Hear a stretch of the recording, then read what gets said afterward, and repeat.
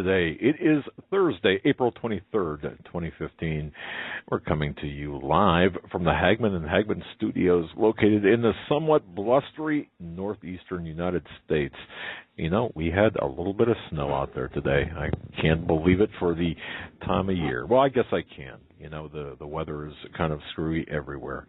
Folks, I'm Doug Hagmann at the helm with fellow investigator, researcher, and most importantly, my son, Joe Hagmann. Together, we are the Hagmann and Hagmann Report, bringing you the news that shapes the headlines, the news that is contorted, twisted, convoluted, and hidden amid a funhouse of smoke and mirrors in the carnival that we call the corporate media. Well, tonight, folks, we're going to be piercing that fog of disinformation and misinformation and misdirection, and we're going to be helping you see what's important, but not what you're not meant to see.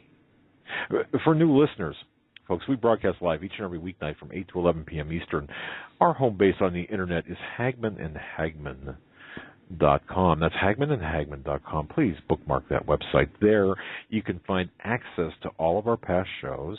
You can find access to our social networking sites, and most importantly, our original investigative reports. There's some new ones up there, and there are going to be many more new ones coming up here very shortly. Some things that you've heard about, but I promised and I haven't put them up. But finally, I've gotten some things together, and we'll be putting them up here in the next, in the next 24 to 48 hours. Folks, tonight we're going to be talking about a number of things. Our special guest tonight, who's going to be with us for the entire program, is Ted Broer. Now, you've heard him in the past in our program, and Ted Broer is just an unbelievably intelligent man. Everything from your personal health and nutrition to his grasp on world events. So tonight we're going to be getting into such things as Jade Helm. Now, I was talking with a good friend out of Buffalo, New York, WBEN, AM 930 today, Tom Barley, and we were talking about Jade Helm, and he had given me some information today that he got that's quite unsettling, very unsettling. Now, it doesn't have to do necessarily directly with Jade Helm, but I could say this, it's related to it, indeed. So we're going to be talking about that tonight. We're going to be talking about interdimensionalism. This is something that Ted Broer really is going to address. And, boy, even human trafficking that leads to human sacrifice. You've heard of the Bohemian Grove and Skull and Bones and all of this. How much of that is true? Well, believe it or not, our research and, of course, Ted Broer's research, there's a lot there. And our place in spiritual warfare. So really the whole gambit from a very precise analysis of world events to your personal health. Now, it's interesting because personal health, what a great segue. You've heard me talk about different companies and different people during our show. I'm going to come right out of the gate and tell you, we talk about and are associated with companies and people we trust, companies that deliver a great product. In a few minutes, I'm going to tell you about a company that has become an important part of our lives. In fact, a company whose product has become an intimate part of our lives at the Hagmann household. Now, I want you to listen carefully because in just a few minutes, I'm going to be telling you about Casper Mattress. Casper.com. That's Casper Mattress at Casper.com. You can go to Hagmann and Hagmann.com and click on there's a picture of a mattress, actually a dog laying on a mattress. I want you to go to HagmannHagmann.com and click on that link, or go directly to Casper.com/CFP Radio. In keeping with part of the theme of tonight's broadcast, your physical wellness, this just fits right in. Casper Mattress at Casper.com, CFP Radio. So hold on, I'm going to get to that in a minute. And you'll want to listen carefully because Casper will be giving you $50 off their already low price. But before we get into that, Joe, just very quickly, I don't know if you saw this before we bring Ted on. I don't know whether you saw this or not, but on the Drudge Report has a lot of interesting headlines. Obama's Orwellian language on drones. Did you see that? No. Okay. There's an eerie Orwellian cost to the Obama administration's refusal, or the regime, to use the word war on terror to describe its war on terror. Okay.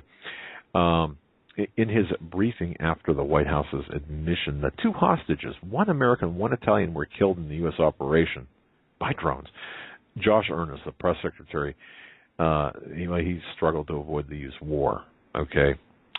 Finally, he gave in and stated that under the authorization for use of military force against terrorists, the nation is at war. Okay. But it's interesting to see that the semantics that they're being played out, how the language is being twisted. Another thing I want to direct people's attention to, and this is important as well. You do know, folks, that drone strike had killed Americans and held hostage by Al-Qaeda. And Obama, of course, admitted that, although it refused to take any questions.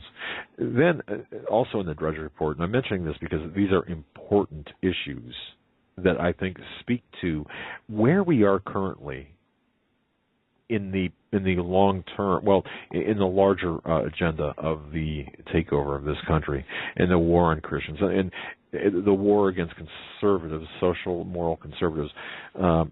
Take a look at the physical appearance of Barack Hussein Obama Barry Soetoro. Drudge makes a thing. Well, I shouldn't say Drudge makes it. He grabs a headline. Skinny. Yeah, at the Everglades National Park in Florida. Take a look at him. We're gonna get Ted Broer's assessment on his not just mental health, which is, I think it's important, but his physical appearance. What does that suggest? Is this in line with? Well, what does this suggest? I mean, I think people need to understand that we've got a guy that's running this country as if he's a god, king, pharaoh. Now, some people might say, "Oh, that's a little harsh," but look at the executive orders and such that he's come out with, and some might. There's the new ones under the radar that haven't yet to been really reported on. Exactly, and folks, in case you haven't seen it on the Hagmann and Hagmann, the Hagmann on our website. In case you have not seen it, what I found interesting is, well, Joe found this. The new, what would you call it? The new. That's about the direct energy weapon? No. This is about the joint FBI and DHS bulletin. The 20 years. Yeah, that was from yesterday. And right. I know we didn't. I forgot to mention this, but I sent you an email last night or this morning. The Department of the Army and the government have come out with a new direct energy manual, weapons manual. I sent it to the... Okay. I did see that. And that's something else that we're going to be getting into. There's just so much to get into. But let me get back here, because I know we're going to be talking about our physical health. And, folks, let me just tell you right up front here. And I want to make this a part of this program because I think this is so important. And I'm going to tell you, a lot of people trust us for who we associate with, companies we associate with, and there's a level of trust there, and we appreciate that. But folks, those of you who know me, and you can ask my son this, for years I've been suffering from excruciating back pain due to herniated discs, spinal stenosis. I've got arthritis in my spine. I've got bulging discs. I've got osteophytes pressing in on my spine. There was a time when we traveled, Joe, what I do, I'd sit in the chair in the hotel rooms, and rarely would I ever go to bed. Okay. Yeah. Your sleeping patterns were so screwed up that the longest length of sleep I saw was about 4 hours. But the way in which you would sleep, I mean, you talk about looking at somebody and thinking, wow, they're going to have a neck ache when they wake up. The only thing hanging off the bed is his head, sitting in a chair with his head all the way back or all the way to the side. I mean, this guy fell asleep in ways I couldn't even, wouldn't even want to be found dead in.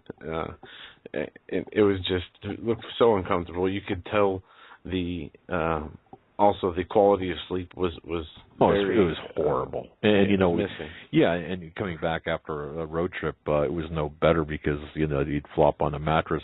So we heard about this new mattress company, Casper Mattress. This goes back to the beginning of February. Now, at that time, I was very interested because this is a revolutionary new mattress. In the beginning of February, we ordered a mattress, and believe it or not, it came by UPS in like 2 days. We had a UPS delivery at the Hagmann household. It was great.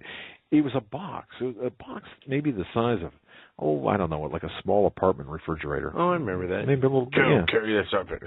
Well, I called my neighbor to help him remove our old mattress, and together, him and I removed the old mattress, and he said, "Well, what are you gonna put on? Did you get a new mattress?" I said, "Yeah, it's in the box. It was in the bedroom." And he said, "What? Yeah. Really?" It was a big box, but you would not imagine a mattress. Right. So anyway, he said, "Look, I got to see this." And together we opened the box, and it was just great. You open the box, and right on top is this nice little, just a really classy little kit. And inside this kit is all the product information. And this looks like a letter opener kind of thing. But my neighbor and I took the mattress out of the box and laid it on the bed. And he said, "Oh, there's no way this thing's going to fit. You must have ordered the wrong size mattress." And I said, No, just watch. So this special little tool, we cut the plastic bag open, and oh my goodness, in about 30 seconds, it just covered the bed. And this was an engineering, a marvel of engineering. Now, he owns an interior design business, and he said, he looked at me and says, "I've heard about these, but you know what? I've never seen one."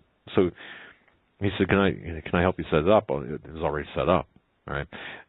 So it was just really great. And I got to tell you, we got to talking, and he said, I've heard about these. I've never seen it. Now I've seen it, and I can't believe how, it looks like just a fantastic mattress. Well, Casper is an online retail mattress, and they offer these mattresses at a fraction of the price. Now, the mattress industry has really forced people like you and I to pay really high markups. They're revolutionizing the mattress industry by cutting the cost of dealing with resellers. This is fantastic. They provide, two guys got together, and they decided to do things a little bit differently. They cut out the middleman. They created this fantastic, great product. It's a hybrid, actually, kind of a product. It's obsessively engineered at a shockingly fair price. It's got just the right sink, just the right bounce. It's a combination of two technologies, latex foam and memory foam. And they come together for just an exquisite night's sleep. But I'm going to tell you, here's really the other great part about it, because we're on a budget. You can spend over $1,500 for a new mattress. Well, how about this? $500 for a twin size mattress, $500 for a twin size mattress. The $750 for a full size, $850 for a queen, which is what we had. That's not breaking the bank at all. But the best thing about it is this. And they offered us a risk-free trial, 100 days. If you don't like it after 100 days, you can return it. Let me tell you something. It ain't going nowhere. Mattresses made in America. You can't beat the price. You can't get. The reason I brought this all up, and I was not asked to do this. The reason I brought this up is because I really want people to know how much this has helped me, and even my wife, who's got arthritis as well.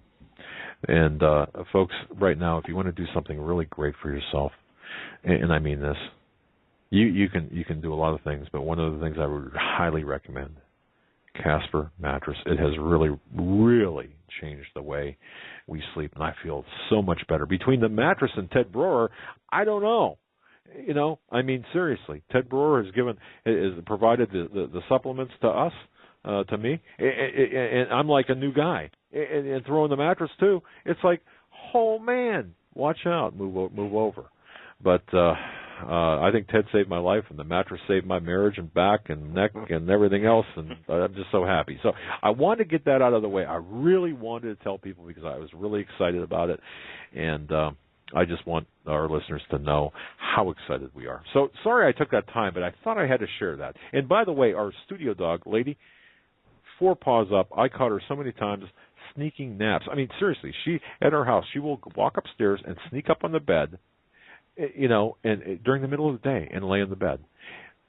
Not any bed, that bed. So anyway, all right. So there, I'm done. There's my testimony. Ted, how you doing, buddy? I'm doing great, Doug. I tell you what, there's nothing worse than a bad mattress, and that's a fact. I'm glad you found one that works for you. Oh man, I got to tell you something. Our old one, you could take a baseball and put it on the side and roll it right in the middle. You know, That's awful. Yeah. In fact, my wife and I were talking. We bought it when we first got married 25 years ago. So anyway, Ted Broer, healthmasters.com. Folks, let me tell you something, okay? It seems like I'm not a carnival barker here, but Ted Broer has got the absolute best. Number one, the best book, Breakthrough Health. If you get that book, you just, it's your instruction manual for your body. The best supplements. I mean, everything. So, it seems like I'm not a used car salesman. I just believe I'm so excited about life today. I guess I don't know, buddy. But anyway. Well, you're feeling good. Yeah. Yeah, energy's up. I mean, it's so funny. I know I talked to you earlier this week, and you told me that you're completely off of metformin now. That you're off of all the drugs. You're maintaining your blood sugar with just using supplements and dietary change. And yesterday, I've got a good friend of mine. His name's Jürgen Klum, and he's a German fella. He came over to the country many years ago. Has a bakery up in Yalaha, Florida. Yalaha is a German bakery. And he called me up and he said, I want you to know I just got my blood test in. He goes, my blood sugar was through the roof, sky high. I started on your program. And he goes, that was a year ago. And he goes, I got my blood test back. I got everything back from the doctor, and they told me that I am no longer pre-diabetic, that I'm completely in normal range and everything. And he goes, and Ted, I want to thank you. I feel great. And see, it's just that easy to do that, Doug. And we did it for you, and I've done it for so many other people. The same thing with the arthritic conditions of so many people. It's because of calcium spurs. And it's so easy to correct a lot of these conditions, but you got to know what to do, and you got to have the right supplements in order to do it. And you got to realize that if you're taking stuff from the grocery store, that you're buying a $3 bottle of vitamins, you get 3 more bottles for free. You get what you pay for. It's probably some kind of chemical extract made out of China. It's probably going to poison you on top of everything else. That's so true. And of all the things, look, we're facing some pretty heavy-duty stuff coming our way. And you know what, Ted? I just got to say this, that we talk about being prepared with long-term food storage. We talk about being prepared spiritually and mentally and even physically, but physically it's so important that we get the right nutrients. And I've never, I was always one for pizza for breakfast and, French fries and stuff, hamburgers and, chicken wings. That's right. But I got to tell you something. Tweak your nutrition, but take the supplements. Yeah, I'm off metformin. And you know what? My blood sugar has never been lower than it is right now through natural means. And again, this is not a sales pitch, folks. This is, you better pay attention and listen. I mean, we got to get ourselves together because, man, what's coming is going to be, right. We might not have access to the pharmacies, so while we can. I mean, that's realistic, Well, no, it is, Doug. It is, because the thing that people don't understand unless they listen to your show or listen to me before on the other shows, because I'm still co-hosting the Power Hour. Upon occasion, we're down to 2 or 3 times a month on that now on Tuesdays. But what I always tell people is the truth. We had people call me up this past week because I was preempted by another guest for this past week on the Power Hour, and they told me, they called up the office and they said, we want to listen to Ted because every time Ted tells us stuff, we know he's telling us the truth. Because we don't want to listen to these other guys because a lot of times, we don't really believe what they're saying because we don't even know who they are. And that's what I'm going to tell you tonight. There's all kinds of easy ways to do things, and there's hard ways to do things, but I always look at the easy ways. Tonight we're going to talk about calcium.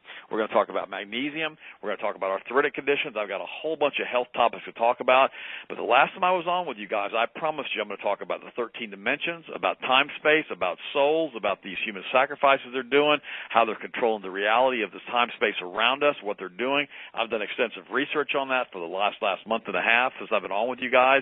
And I've got some really interesting stuff to cover with you guys tonight that's going to kind of shock a lot of you on how they do it, why they drink the blood, why they do the human sacrifices.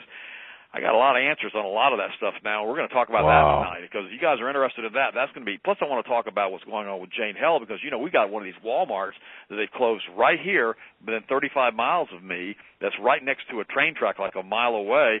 And the other day, Fletcher Barrett, one of my friends, was driving down the interstate highway. He's one of our workout partners, and there were four M1 tanks, Abrams tanks, driving down the highway on their carriers. They were riding on the back of these carriers, for troop transport and basically military personnel transport, and I guess for equipment relocation.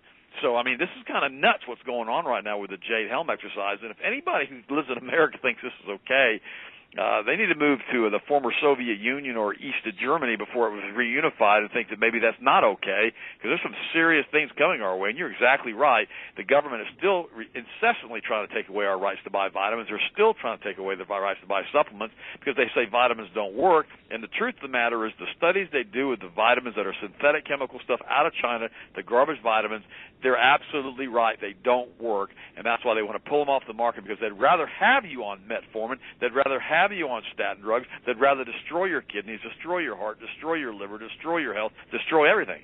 I had another friend of mine just the other day. He came over, and he was on our programs like you are, and he was on. They also had him on statin drugs, and he started having kidney problems. One of the side effects of statin drugs is that they destroy kidney function. And he said to me, he said, I'm not sure what to do. I said, well, try this, this, and this. Well, he calls me up like a couple of weeks later. He says, I can't tell you how great I'm feeling. He goes, my blood sugar's normal. Everything's great. He says, I'm doing great. I'm off all these drugs. Well, then it turned out he ended up not staying on the protocol, Doug. He got off the protocol because his wife didn't want him to stay on it. Didn't want him on vitamins. I mean, if you can believe that. And what ended up happening is it's hard to believe, isn't it? I mean, he came over the other day, and he ended up having a kidney transplant, a complete renal failure. His blood sugar still wasn't under control. Went back on my program now. He came over the other day, and he said to me, he says, Ted, you were right, I was wrong. If I had listened to you to start with, I never would have had to have a kidney transplant. I wouldn't have been in renal failure, and I wouldn't have had to go through this past year of these double surgeries, including a kidney transplant, having another one removed for cancer. He goes, I would not have had any of that stuff happen to me if I had listened to you in the beginning and done what you told me to do and followed your nutrition and your dietary protocol. And you know what's the sad part about it is that he knows it's the truth. And now he's having to live with all the stuff that's happened to him, and now he's on all this rejection medicine the rest of his life because of the kidney transplant. So it's sad that sometimes people have to learn the hard way. But then again, I have great testimonials like you and Jurgen, and hundreds more as far as helping them to get rid of adult onset elevated blood sugar levels without the use of drugs by simply changing their diet and using the nutritional protocol that we add at least. In fact, I still have that on my front page of my website. I've got the Hagmann blood sugar protocol because of all your listeners. And we had one of your listeners call me today. She had a question about the topical magnesium. Her name is Catherine White. Absolutely wonderful lady. She's a sweetheart. Brilliant woman, son's a doctor, and I was talking to her, and I talked to her about 20 minutes. I sent her a free copy of my book, and I signed it for her.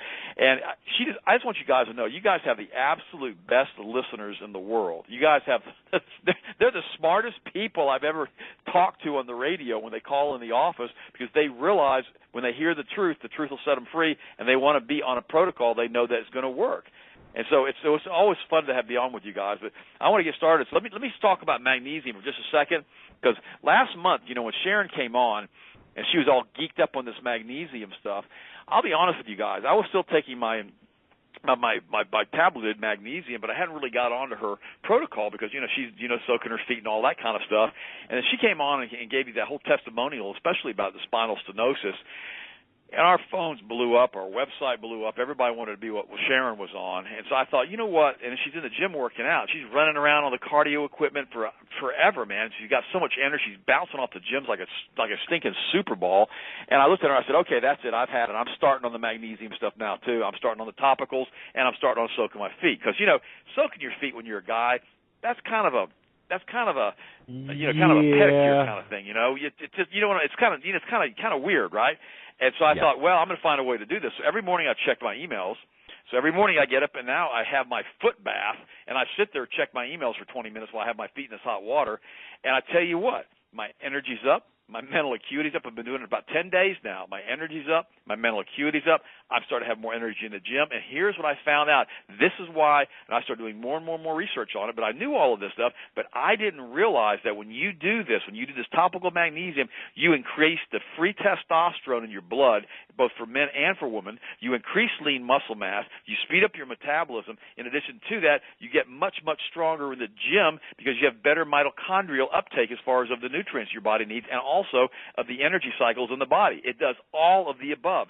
Plus, it helps prevent calcium spurs in the body, which is incredible. It enhances bone strength and integrity, increases testosterone level, much better exercise and performance. It improves sleep, calms the nervous system, develops stronger muscles, much stronger muscles, improves flexibility, helps to prevent diabetes, supports cardiovascular health because it helps to prevent the hardening of the arteries, which is from too much calcium, and also helps prevent problems associated with arthritis as far as the calcium building up in those joints like Sharon had with her hands, supports your dental health, and it keeps the motor running because it has involved in over 300 biochemical reactions in the body.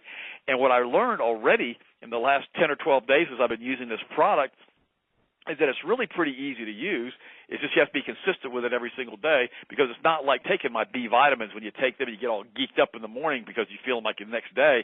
It takes a little bit of time. I had some pain in my left foot because remember, I'm 60 years old. I'm older than you guys, and I'm like I'll be actually 60. I'll be finishing my 60th year in November, and I was starting to have some pain in my left foot. I thought, this is ridiculous. What's that from? And that thing's getting better and better and better. And Sharon's bouncing around the yard, running around doing all this work outside now all the time. And I'm like, you need to calm down. She goes, I can't calm down. I got too much energy. So it's kind of exciting because she's 58 years old. I'm 59. I'll complete my 60th year. I'll be 60 in November.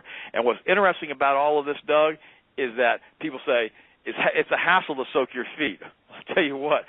It's not a hassle for me anymore because I'm feeling so good. I'm actually starting to enjoy the foot bath in the morning, and so it's a bit strange. But I wanted to share that with you guys to start with coming out of the gate because a lot of people were calling up and asking how Sharon was doing at the office, and so I wanted to be able to give kind of like a blanket summary on what's happened in the last month and how I'm involved in this. And every morning I get up now, we've got that magnesium oil also. I have Sharon I have her put it on my shoulders, I have her put it on my back, I have her put it on my hips. And then I do the foot bath, and then of course, the magnesium deodorant's the best I've ever used. I haven't found another natural deodorant yet that works like this one does. And this one actually works. Most natural deodorants don't work because you have to coat yourself with aluminum chlorohydrate and give yourself Alzheimer's from it. So it's just absolutely crazy. Plus, it also helps to work with the skin, with eczema and dermatitis. There's all kinds of stuff this thing does. So it's pretty exciting because, if you can stop the calcification and spinal stenosis, and stop the calcification of the arteries and actually make you feel better, help you better absorb your vitamins, your nutrients, helps you better digestion. It increases it massively increases the immune system. If it can do all of those things by soaking your feet once a day for a few minutes, I think I'm in. Yeah, exactly. And topically for the oil or for the lotion topically? Well, I use it. I use all the stuff now. I feel like I don't really care for all that stuff. I don't really do a lot of that, but I am now because I want to get as much absorption as I possibly can. But the most important thing though is to soak those feet. I put the oil and the salt, the magnesium chloride salts into the hot water. Now, what I did yesterday, and I'll let you know how it works next time I'm on with you guys. I ordered one of those little foot baths off Amazon for like $100 or whatever it was that keeps the water to the same temperature the whole time you soak your feet in it. Apparently, it's a big therapy thing to be able to do all of this, and so I'm going to start using that and see how that kind of like supposedly massages your feet and oxygenates your feet. And so I'm getting into this. I haven't done pedicures yet. I have no intentions on doing them, but I tell you what. I feel really good, guys, and if it makes me feel this good in 10 days and Sharon's still running around like a Super Bowl, I'm in, buddy. I'm just waiting for your wife to get good results on this thing too, Doug. Yeah. Then she'll be able to say something. You can talk about her too, because it's just that amazing. But remember, it doesn't happen the first couple of days you use it. I didn't really notice anything. In fact, about the fourth day, I got a little bit cloudy in the brain, and I started doing some more research. And sometimes it can put you through detox. And the other thing is I'm starting to get all the stuff coming out of the bottom of my feet, which is kind of weird because it's getting in the water and I'm filtering it back out. And I'm kind of like, that's kind of strange. Where's all that coming from? So I've read some stuff on that too. So it's been an interesting experience doing all of this stuff and learning some more stuff even at the age of 60 and having fun with all of this. But we've got a lot of stuff to cover tonight. So I don't know where you guys want to start. We can start with interdimensional stuff now or whatever you want to do. Yeah. Hold on a second. I just want to tell people this, too, because some people will say, well, what are you talking about this for?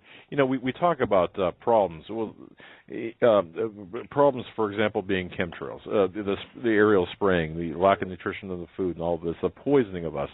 Well, the reason we're telling you this is because this is a fight against it. Do you think the elite, the globalists, do you think that they're, how do you think that they're surviving? I mean, to me, this is important to me because we want everyone to be around and to flourish and to be healthy. And in the process of chemical spraying and the GMO foods and all this other junk that we're subjected to, we got to fight. So let's fight this way, right? I mean, that's kind of why I think it's important. So for those people saying why, what are you talking? Well, we're offering you solutions. All right. So okay. Well, yeah, you're you're always going to have people out there who don't want to be healthy, who don't believe that nutrition plays any type of role as far as your health, who would rather be with the pharmaceutical industry as far as the drugs, who don't believe that all of these different things destroy liver and kidney function. They don't want to believe all that stuff. But why don't you just do this if you don't believe me? The next time you're watching the mainstream news, if you even do that anymore, which you probably don't if you listen to this show, because I don't even bother to waste my time with that anymore, listen to the drug commercials on the major shows in the evening as far as the news. Every one of them will come in. It's like that one product, Chantix, which is being used to help non-smokers. It tells people they're going to that one of the side effects is committing suicide and all these other horrible side effects. Well, quite frankly, if you're going to try to either smoke or kill yourself, I'd rather you just go ahead and keep smoking. I mean, it doesn't make any sense. Or just stop doing it without taking a drug that's going to make you want to off yourself. And all of these horrible, horrible side effects that are being contributed to all of these diseases because of all the drugs that are being used to treat the diseases. It's absolutely nuts. But if you think that's okay, if you don't have ears to hear or eyes to see with what I'm telling you tonight, then don't listen to me. It's okay, too. I'm not going to get mad at you. I'm going to talk to you about transdimensional beings in a few minutes. We're going to talk about demons and entities and all these other crazy things that Paul McGuire talks about. I'm going to tell you now how these things actually did work. I'm going to talk about the Catholic Church, about Druidic worship, how this thing got started with the Nephilim in Genesis chapter 6. We're going all the way back with this stuff tonight because I have tracked it all the way to the current date.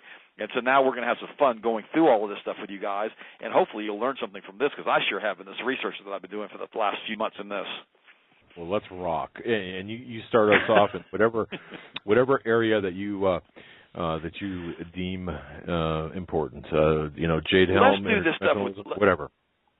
Go ahead. Well, let's run through this stuff real quick with the Druidic worship and what's going on with the Druids, who built the old monuments, who built Stonehenge, who did all this stuff, what happened here on this planet that we don't know about. Let's talk about some of that research that I've done. That's what I want to do. Let's take just a few minutes to do this, and then we'll go over to all the other stuff. We'll talk about the Jade Helm. We'll talk about the Walmart by the by the railroad tracks down the road from us, and all the stuff that's going on with these guys, and all of the stuff that we need to talk about anyhow. But let's cover this first because I promised everybody that I was going to do this with you guys one night, and now I've done it. I'm not saying it's a complete work. I'm not even going to tell you it's 100% right because a lot of these Old Testament things and things that go even back beyond that into what's called the pre-Adamic race, this is all speculation on my part and all the other authors' parts, but the only thing we have to prove that something happened are all these old stone monuments like the pyramids and like the Sphinx and all of these other things that supposedly predate even Adam in the Garden of Eden.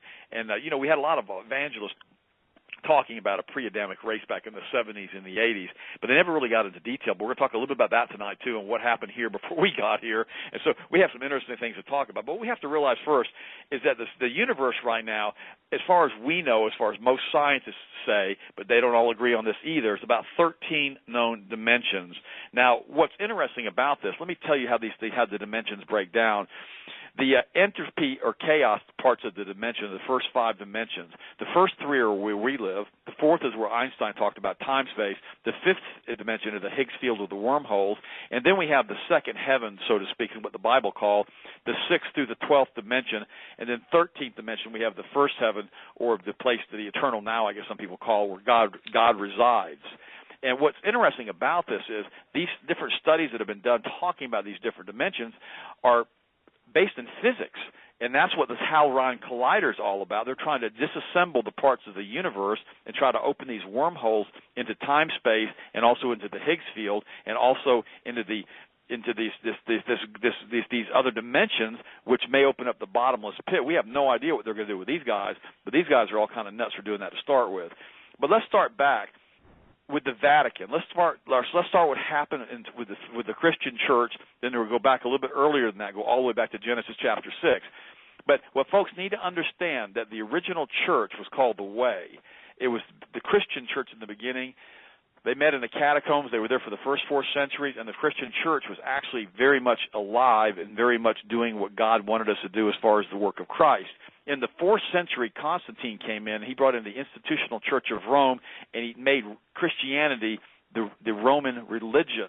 But he also brought in the Roman pagan festivals, the fertility feast, the feasts that were from the Greek and Egyptian gods. The Easter feast is a version of that with the Isis fertility feast. December 25th was the day of the rebirth of Osiris, some people say. And this is from the underworld, and this is when they decided to go ahead and celebrate Christmas. All Saints' Day, a lot of folks say, or the Feast of the Dead. And then we have the Asherah pole feasts. Asherah, this is interesting because in the Old Testament, I think it's mentioned 40 or 50 times that God says not to erect Asherah poles. Now, Asherah poles went right along with Baal sacrifice. And what this was, this druidic practice that actually came from the Nephilim from Genesis chapter 6 that you talk about in the book of Enoch, they were taught to do all of these different types of satanic witchcraft worship services. And what they would do is they would have this big feast, and they would all have a big orgy.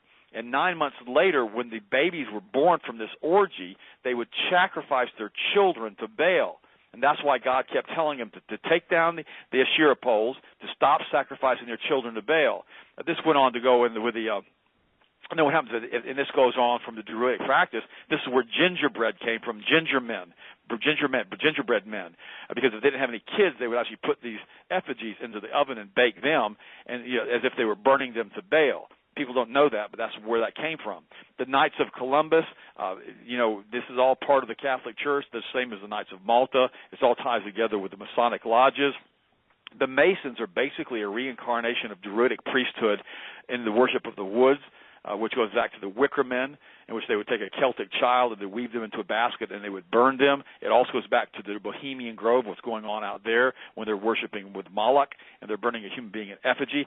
This stuff goes all the way back to Genesis chapter 6, when these fallen angels taught this to men.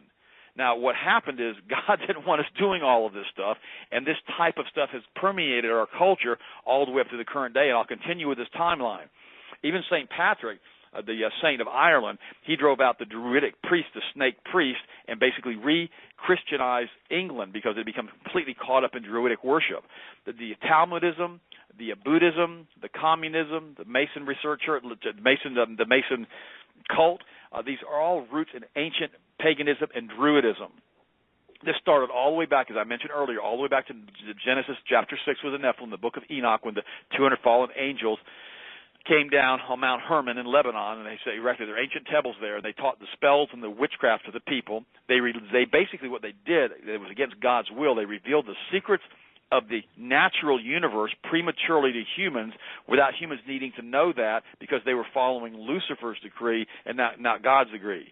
Because we got to remember, this has been going on for thousands and thousands of years. There's actually, guys may not know this, but there's something called the dark satellite, which is in a polar orbit over Earth. It's about 22,000 miles up, and they're saying it's anywhere from 13 to 35,000 years old.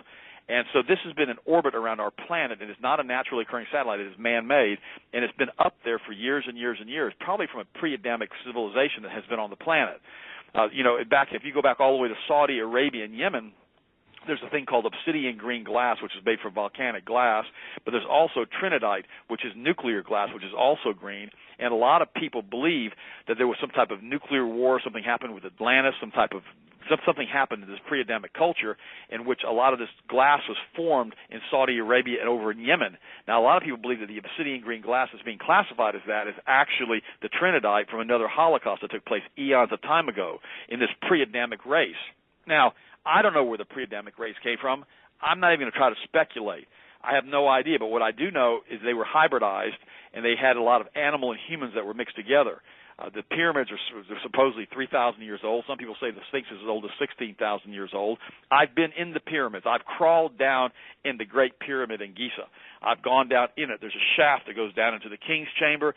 I was in it. I walked down to the bottom of it. I could not believe the architecture on the inside and how the stones underneath fit together so tightly you couldn't insert a razor blade. And these were huge, huge stones. And how they built these things. Well, they were using anti-gravity technology. They were using harmonic gravitonics. They were using all kinds of engineering marvels that created this tolerance that's unheard of even today. Then we also have the labyrinth, which is north of there, which has been written about by many of the scholars and the ancient scholars. It was a 1,500-room labyrinth underground. It was north of the pyramids and the underground cave system and the tunnels they had built. And this is basically north of the Valley of the Kings, up there north of Giza. And so we have, and it was supposed to have been filled with all these different scripts in the ancient knowledge of Egypt in the pre-Adamic culture. And what happened is this, from the research that I've read, now guys, now listen to me, this is speculation. Don't say Ted's going off the deep end here, because this is what I've been reading for the last couple of months, trying to figure out how this thing tied together with the pre-Adamic race and where these ancient things came from, like Stonehenge. And now they're saying that basically Lucifer has had something to do with messing up the pre-Adamic race. That whole thing was apparently wiped out. God came back in and he created Adam and Eve, and then they were created in God's image. Eve came from Adam, and they were just supposedly, in some of the research that I've read, extremely large human beings, probably some type of giants. And, in fact, you could look at the sacrificial stones that were discovered a few years ago in Turkey, which they're saying from the Garden of Eden, and they're saying that might have been from Adam and Eve, and by their accounts, these guys could have been 16, 17, 18 feet tall. Who knows? I have no idea. But remember something, guys. When Satan was created, he was pretty much top dog in the cosmos under God. He helped to put everything together. People don't understand who he was. And when Adam and Eve were created, they were still young. They were still children when they were deceived. I don't believe anything. I really don't believe at all that Satan could have ever deceived Adam and or Eve had they been matured in the Lord and known the things that they should and shouldn't do. Because remember, they were created as adults. They weren't created as children. And so people need to understand that. And so they didn't have the maturity level to allow Lucifer to come in, because he's pretty bright, and come in and deceive them. That's what happened in the garden. Now let's keep going past that point. Now, here's what happens now with going on with the Catholic Church. In the World Council of Churches, which is run by the Catholics, the gospel's not being taught. The good news about God and about Jesus Christ, the good news is not there.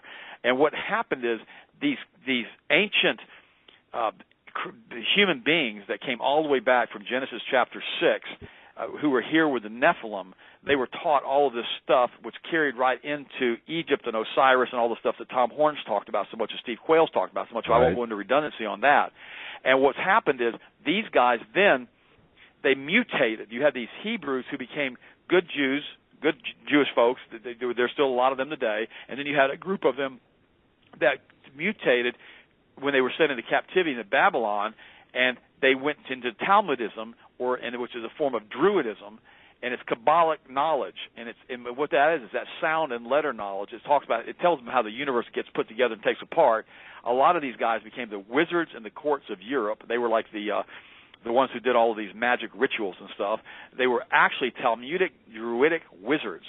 They did blood pagan ceremonies throughout Europe, and they were actually driven out. They didn't want them there because they were killing people. And these are the Satanists that started coming in all the way through all of this. They were doing evil things, and to them we were simply soulless dogs, and it was okay to defraud us or to kill us or whatever. It got so bad that in 1215, we had the Magna Carta, which is right to the people to not be treated like they were just animals. And so this goes on now. Remember, this goes back to Lucifer, who's doing all of this stuff with Sabbatain. Now, we talked about that in detail, what's happened with Sabbatain and these other Satanists in the 1600s. That was Sabbatai Zevi, Sabbatai Zevi, Z-E-V-I. He claimed that he was the Jewish Messiah.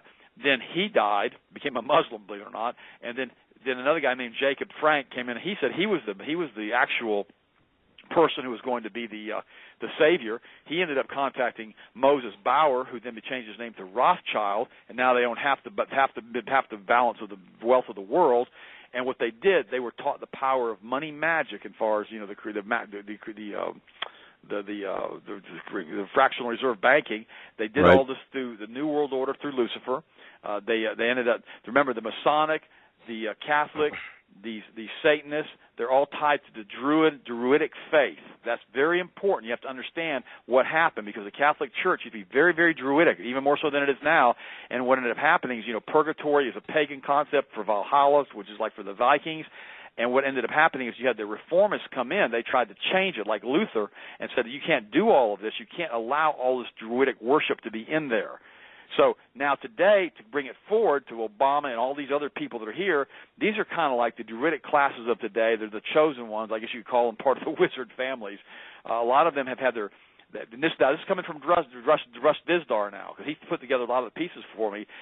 He went into the sex magic rituals, what they do, how they shatter the human consciousness, how they alter and create sub-personalities, how these people like the Clintons and the Bushes are controlled through satanic worship, Bohemian Grove, Skull and Bones. They developed what's called associated identity disorder, and most of these people who are leading the world today are under the control of these demon spirits, or we also know them as transdimensional entities. So That's what's happening to that point. You guys have any questions to ask me, because I want to keep going with this for just a second before we start on the human worship. Yeah. No, I just want to point out to our listeners, if folks, if you listen to the show from last Monday, Steve Quayle and Pastor David Langford talks about the Ishmael, Isaac, Abraham, that tree, the tree and the grafting, and really the origins. For example, Pastor Langford had said. Talked about where the Muslims really had originated genetically, and of course, and I'm slaughtering this, but you get the idea where that came from Ishmael, and of course he was saying about how there's a difference here between the Jews and of course the Muslims. We know that, and the Jews, Muslims, and Christians, and he talked about Benjamin Netanyahu in terms of the God he worships versus the God being worshipped by Barack Obama. Now, I mean, without getting into the nitty-gritty of this, just listen to Monday's program. You'll understand, and then compare it to what Ted is saying today. Okay, I just want to kind of give you that little bit of a push there. But go ahead. No, continue. And this is why I started all this off by saying, because I'm not going to let you guys put me in that pigeonhole like that. Not you guys, but people who are listening. This is not about being anti-Semitic. There's a lot of really good Jews out there that still practice and they still worship the Torah. Okay, these are not the folks that I'm talking about. I'm talking about Kabbalists, and on top of that, you don't have to be a Jew to be a Kabbalist. That's not even true. And you don't have to be these are Satanists, is what they are. And because it was years ago, I did a show. This is crazy, but this is. I always tell you guys. I always tell the truth. This is the truth is so much easier to deal with. Except sometimes it gets really weird. I did a show up in New York City. And it was called the God Squad. I don't know if you've ever heard of that or not. No. And it was no. This is true. This is true. And I went up there. I flew to New York, and I did this show. It was a TV show. And the two hosts of the show, one of them was a Jewish rabbi, and the other one was a Catholic priest. And they brought all these people in to interview them, and they actually had pretty good numbers because they were trying to bring together and let people realize that there were a lot of commonality in the Jewish religion and in the Christianity religion. And what they didn't know is that I knew a lot about this stuff. So I started asking these questions on the air, and they were answering me all these questions. It was really I thought it was a really good show. I think they had me on for 2 episodes, and I think it's off the air now. I think the Catholic priest has passed on, so the show wasn't continued. But the Jewish scholar, the Jewish rabbi that I talked to, he was one of the most brilliant men I've ever met. And I was talking to him, and I started asking him, I said, well, what about this Talmud thing, this Babylonian Talmud? Because he goes, I don't believe in all that. I said, what do you mean you don't believe in it? He goes, I don't believe in all that. He goes, I believe in the Torah. And he goes, there's a group of Jewish folks out there that believe in that, and they're not only Jewish, there's a lot of other people who believe in that. He goes, that's not of the Old Testament. He goes, I don't believe any of that. And I said, what about heaven and hell? Because the Talmud basically teaches that's not real. And he goes, no, that's heaven and hell. He goes, of course I believe in that. He goes, where do you think you Christians got that concept? That's from us. And so the guy was absolutely brilliant. So what I'm trying to say is this, because a lot of folks are confused about that, because Henry McCall came on the show with me a few months ago, and I was blessed enough and privileged enough to host your show, and he was talking about this because he's a Jewish fellow who's no longer a practicing Jew. He was a Talmudic Jew, and he tried to tell everybody what the difference was.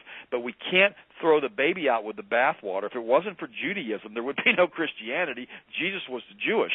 We have to understand that, and we have to understand that we can't just criticize all of that, because it's not all of them that's doing this crazy stuff. It's the Satanist group that's doing it, and that's what I told Tex Mars when I had him on the show in the Power Hour. I said, we can't just say that all these guys are bad, because they're not. So let's go ahead. Let's go back to the 6th and 12th dimension now in the second heaven. This is going to be interesting now.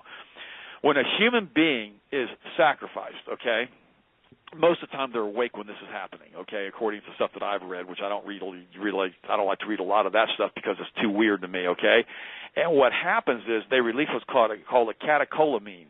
These are adrenaline, such as epinephrine and dopamine. And this is what happens is, these are fear molecules is what they are in cellular biology and in DNA. The plasma physics is in the blood, and the blood is infused with these catecholamines.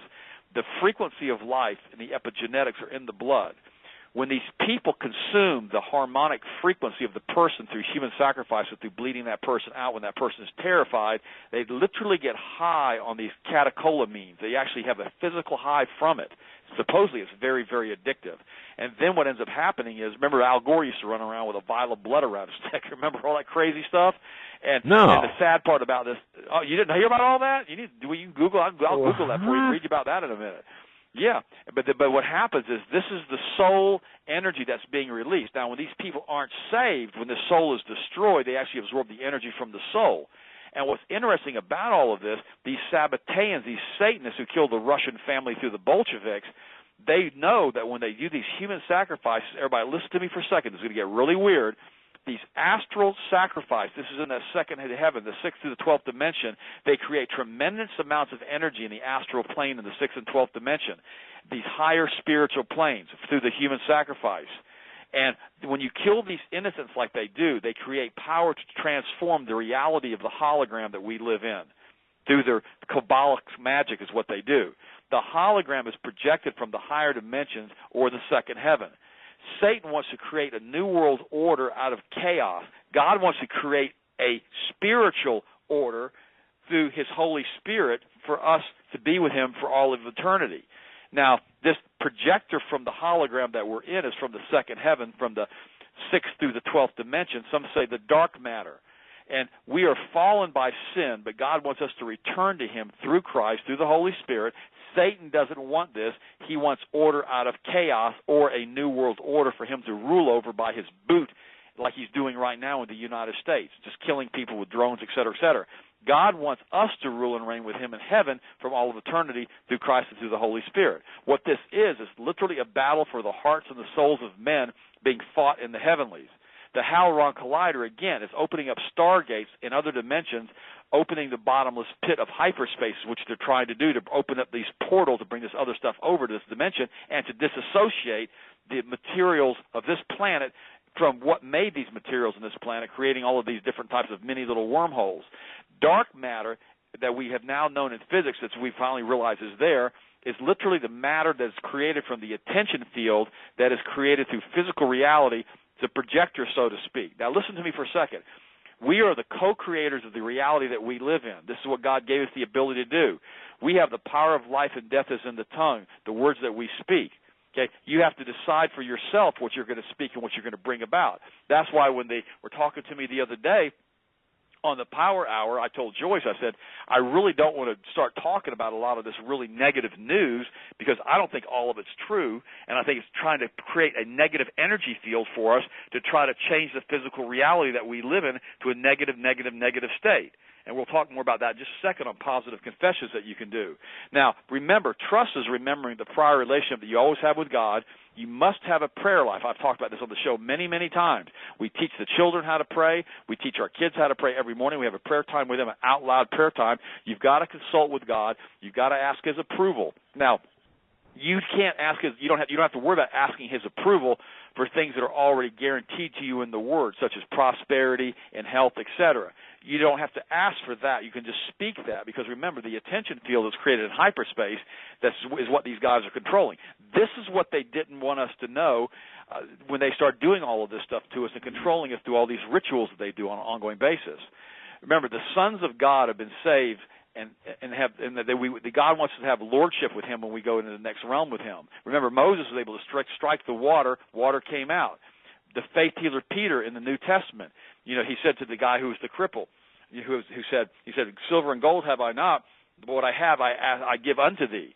See, this astral sacrifice, these split personalities, they control and trap the soul to do evil, to traffic in souls, which is what the Bible says happens in the later times. This changes the reality on earth because it changes this conscious field that we all live in. That's what we have to understand. The negative energy field over us is war, fear, greed, hatred, pornography. All of this stuff does this to us. They look at us, Doug, like we're cattle to be used to create a negative energy to bring on their reality of Lucifer. They kind of like we're cattle to create the milk of the time of reality for the future. And this is why when non-believers are sacrificed, the soul energy is released and is destroyed during the sacrifice. That's what folks don't get this. And this soul energy, they get high on this and from the catecholamines and the adrenal molecules, And we're here to do God's will, and we're here as the Christians. That's why every tongue shall bow, every knee shall bow, and every tongue shall confess that Jesus Christ is Lord.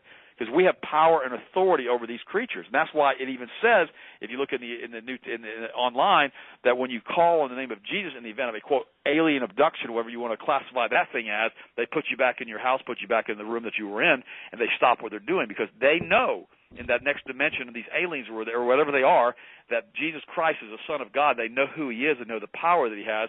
In fact, that's evident too in the New Testament, when they were driving out demons using Jesus' name, and the one guy starts to try to drive out a demon in Jesus' name, they said, Jesus we know, Paul we know, Peter we know, we don't know who you are, and they beat him up.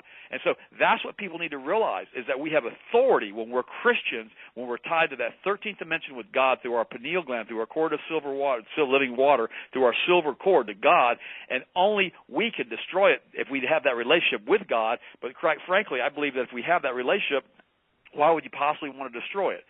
So there you go, Doug. I told you I'd try to get through that as quickly as you can. At least this thing's going to be on a podcast. You can listen to it more slowly. And again, I'm not guaranteeing the accuracy of anything I just said, but this is what I've learned from the research that I found, and this is about the only way any of this makes any sense.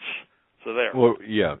I think what you've done is you've created this amalgamation of Russ Dizdar, of Paul McGuire, Dr. Lake, Josh Peck, some other people, and kind of combine this together. And I think it's important to understand, and we got to slow this down a little bit, the 33 and the third, in terms of the background, because some people are saying, well, it's 33 and the third, what's that? Yeah, but you know, the importance here is understanding what they believe, that is the Satanists, and why they do what they do. This is not New Age talk. I mean, you know, so get that out of your head. This is no, it's not. This is not. Yeah, I mean, what we've got here is what you just said here, and very rapidly, is the architecture. I've got my notes. I can go back over all of it slowly if you want. Well, no, that's fine. But I mean, you just laid out the spiritual architecture here, and I think it's very important for people to understand too that always remember this as well. Regardless, and I believe that you're correct in your assessment, but even if I mean, we talk about all of this other stuff. This regardless of what it is, it doesn't matter what we as Christians believe, as much as it matters what it does matter what we believe, of course, as being Christians, but when in terms of the magic, you know, that dark magic, that's evil right. Magic, the spell, it matters what they believe, and that belief is the driver of action, so we have to understand their playbook, their motivation to understand what's going on in the world today at a higher level than just the holographic images that we see around us, and I get that. So, I mean, this is graduate school stuff, and to me, anyway. This is PhD Christianity. That's what this is. Yeah, exactly, and that's very good. I mean, and you did very well. And I think it's important to understand too that you've got people like Obama who carry around a talisman, a talisman in his pocket, and of course, for whatever reason, I don't know if I've just never heard of Al Gore carrying around blood, a vial of blood. What was that about? Anyway. Well, no, I just looked it up. It's all over the internet. If you guys want to read about it, I knew I was right. This is Did you Google it? No, I didn't. I didn't. But I guess the point is obviously these people are not. You can't be a Christian and be doing that at all, right? I mean.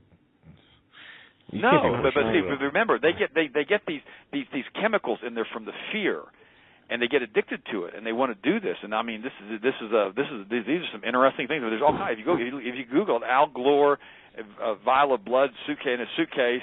And it just said apparently, I'll read you a little article real quick. This is what it says. It said apparently, according to Fritz Springmeier and Bill Schoenbeilen, Al Gore was caught transporting vials of blood in a suitcase. From what I understand, this was the major news story back in the 90s and was quickly swept under the rug by the mainstream media when they claimed there's nothing more to it, that he was a hemophiliac.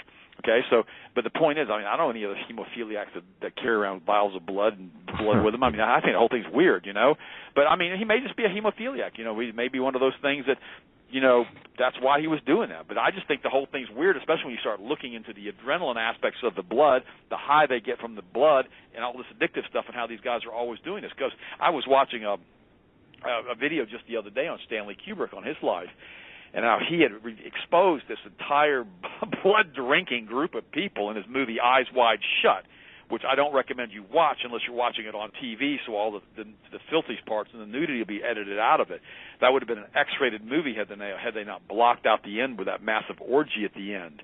But see, this is what the elites do. Kubrick knew this. He was an insider.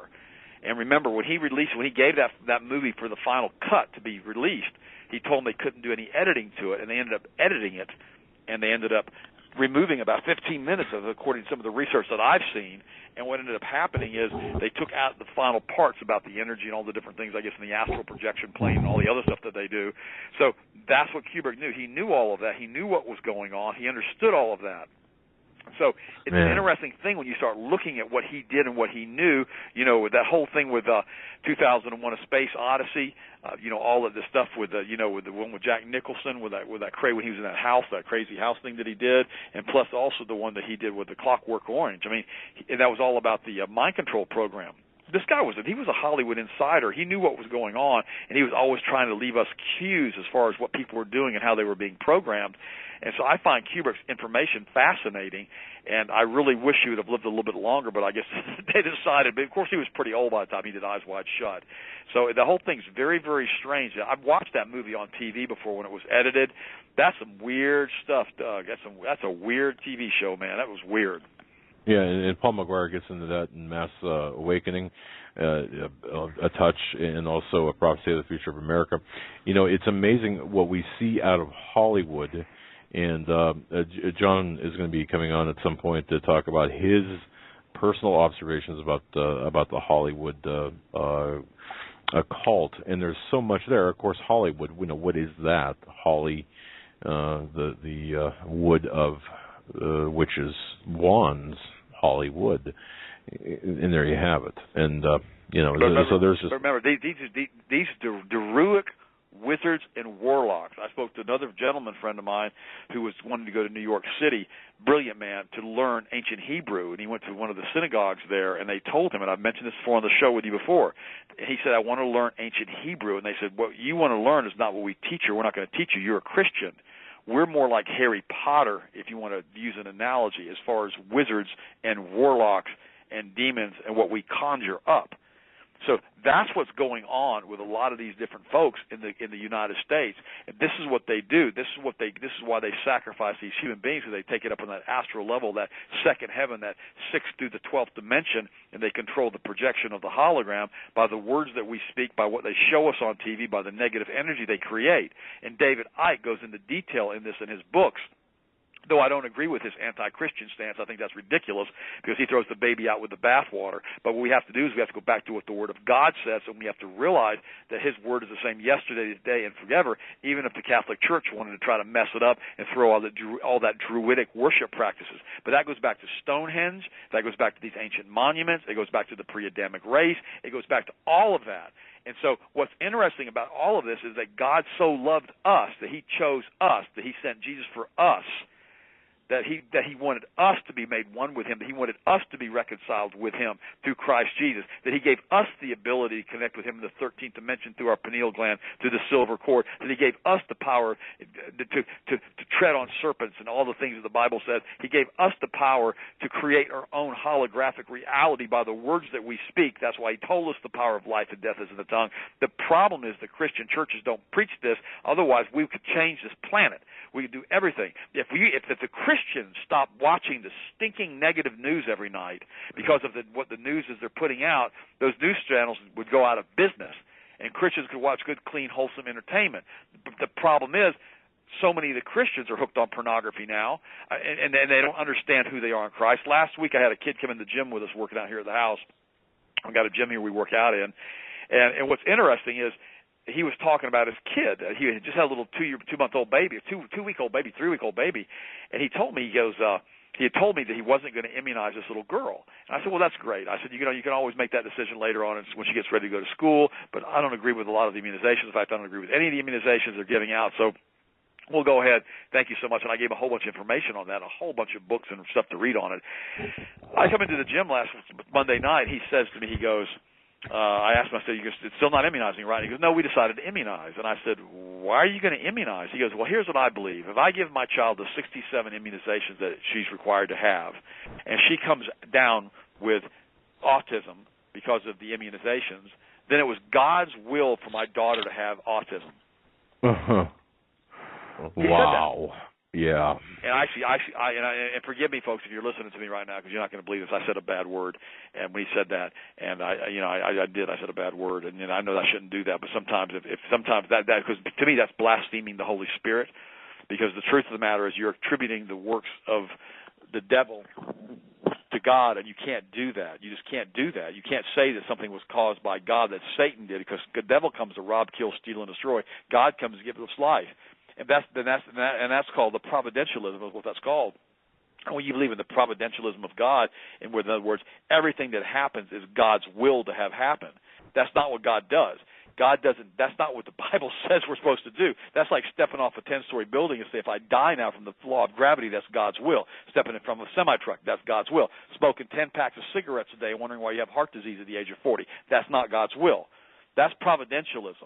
You can't do that because it gives Christians particularly an excuse to do whatever they want to do, not stand for the Word of God, not stand for what they know they're supposed to do, and then blame everything back on God. It doesn't work that way, Doug and Joe. It simply isn't accurate. It's not true, and we can't believe stuff like that. We're put in a hologram here in this bottom 3 dimensions that we're in, then we're given the ability to control the very fabric of time-space by the words that we speak, the power of because he's given us the power of life and death in the tongue. He's told us what to do. He's given us all the clues. He's told us what to do. He even told them in the Old Testament, he goes, now I'm laying life before you, and I'm also laying death before you. Now I'm telling you what, you need to choose life. I mean, he tells them to choose life. And see, that's the truth. If we learn that we can choose life over death, we can take our cinnamon extract, we can do the things that we do, we can stabilize our blood sugar, we can choose life, not death. I mean, we have to understand that. See, I believe that everybody who's listening to me tonight is listening to me because God wants them listening. I believe that, okay? If you want to call that providentialism to that degree, okay. But if they turn off the radio or turn off, you know what I'm saying? But the point is, you can't blame everything bad that happens on God. It's simply not true. Right.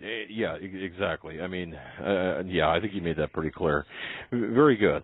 Very good. With that, we're up against the top of the hour break. We're going to take that now.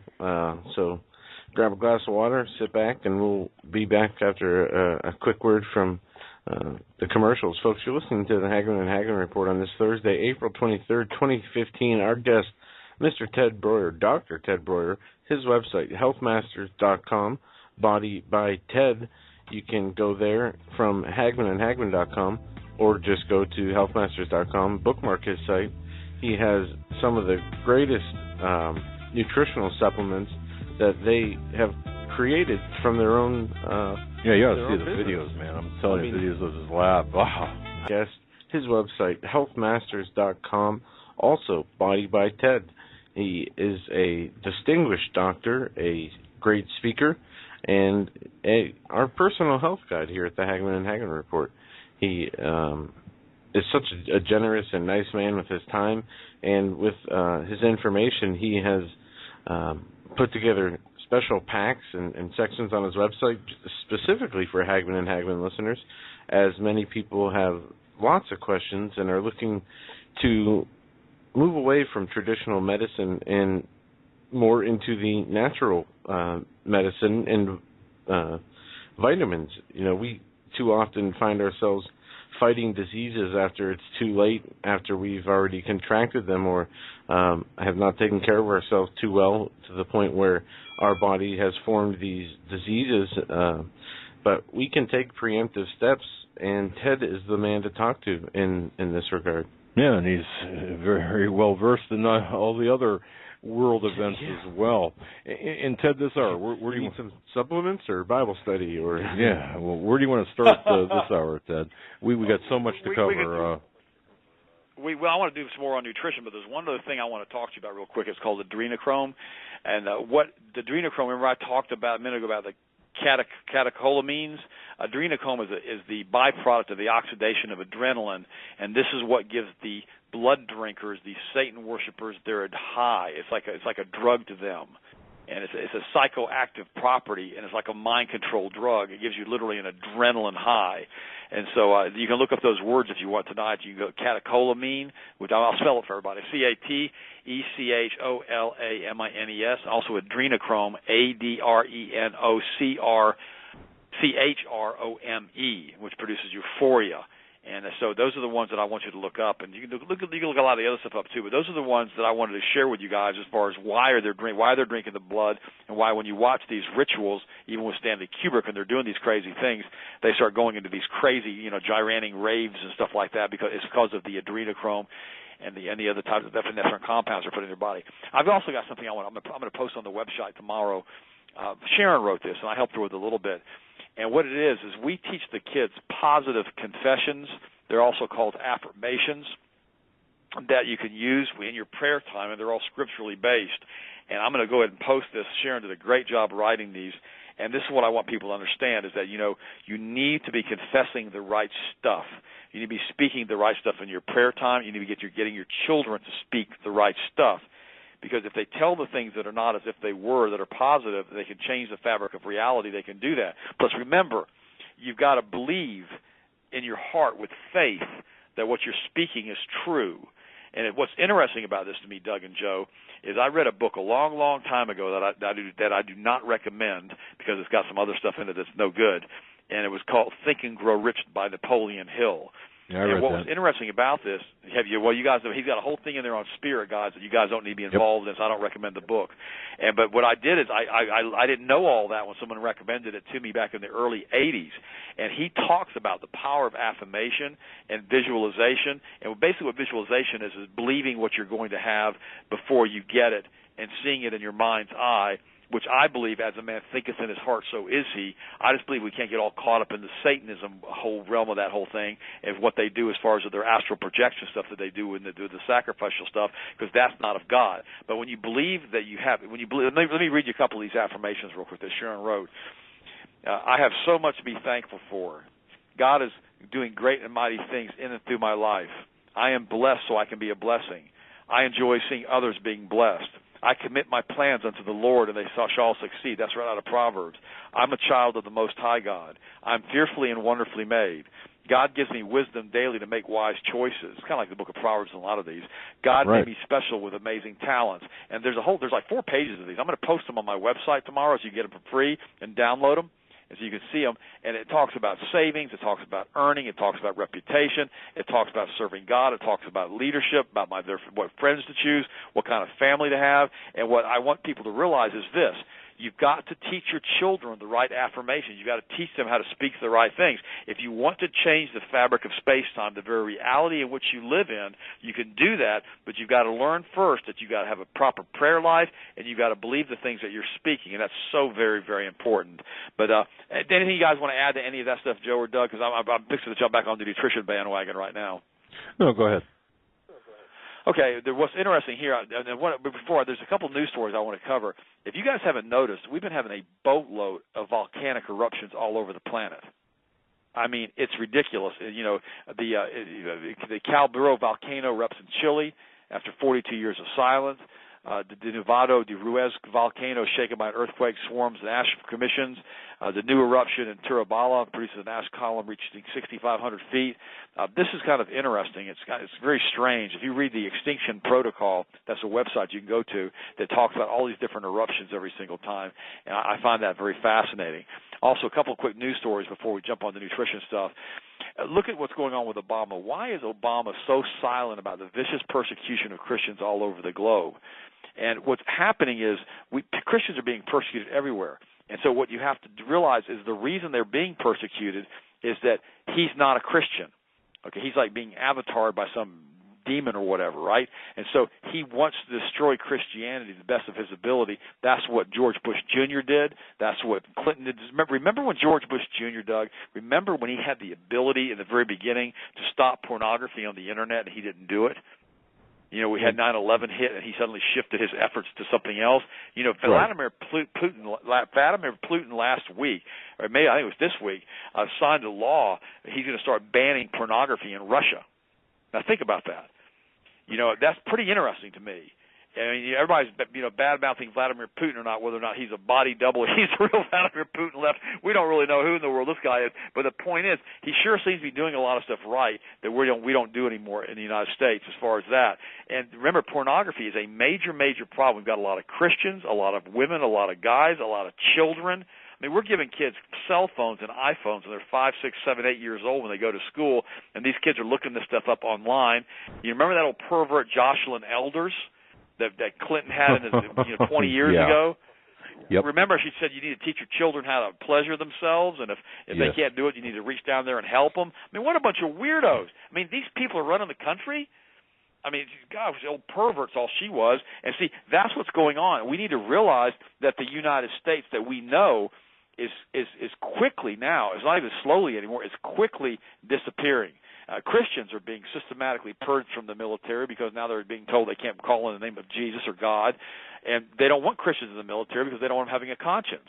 And so we need to understand that if we don't continue to work together as a group of believers in the aggregate, that what we have and what we had in this country and the little that is left is simply going to disappear, and we're not going to have it any longer.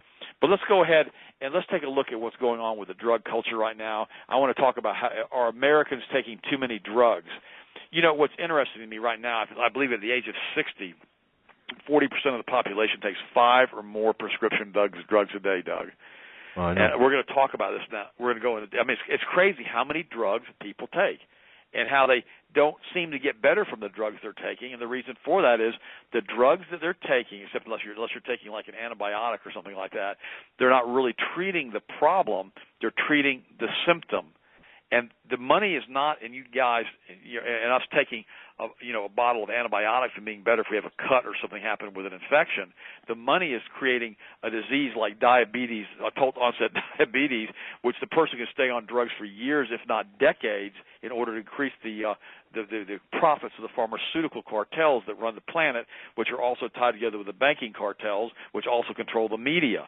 And so this whole thing is tied together as this giant Ponzi scheme of interlocking corporate directorships, and these guys are constantly just supporting each other's organizations and countries all around the world because they're pretty much owned by the same Rothschild, Sabbatean, Frankist banking cartel that is running the United States right now. And so a lot of what's going on is obfuscation. A lot of what's happening around the world is obfuscation. They simply don't want us to wake up. And what I talked about tonight is one of the most important things that I've ever discussed on your show when we talked about the entire relationship going all the way back to Genesis chapter 6, all the way through, and what's happened in the United States and around the world globally with all of these human sacrifices that are taking place. You know, Russ Dizdar thinks there's like 100 million people now that have been, given over to Lucifer, and he's probably right, and these are the sleeper cells, he calls them, that are all over the United States. But let's go into this about Americans taking too many drugs. This is an article I just pulled up. It says Americans take too many prescription medications.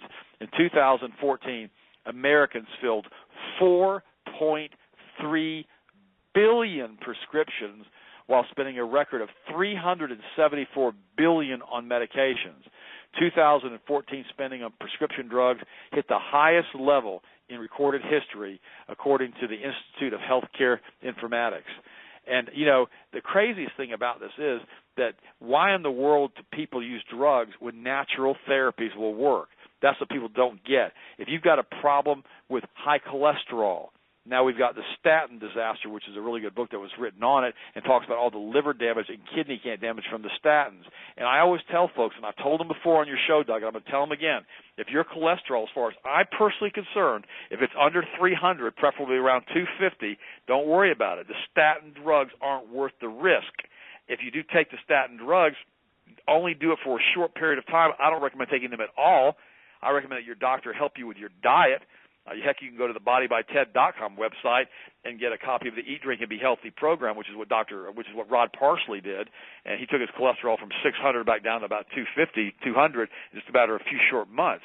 And you can actually lower cholesterol so quickly using sustained-release niacin.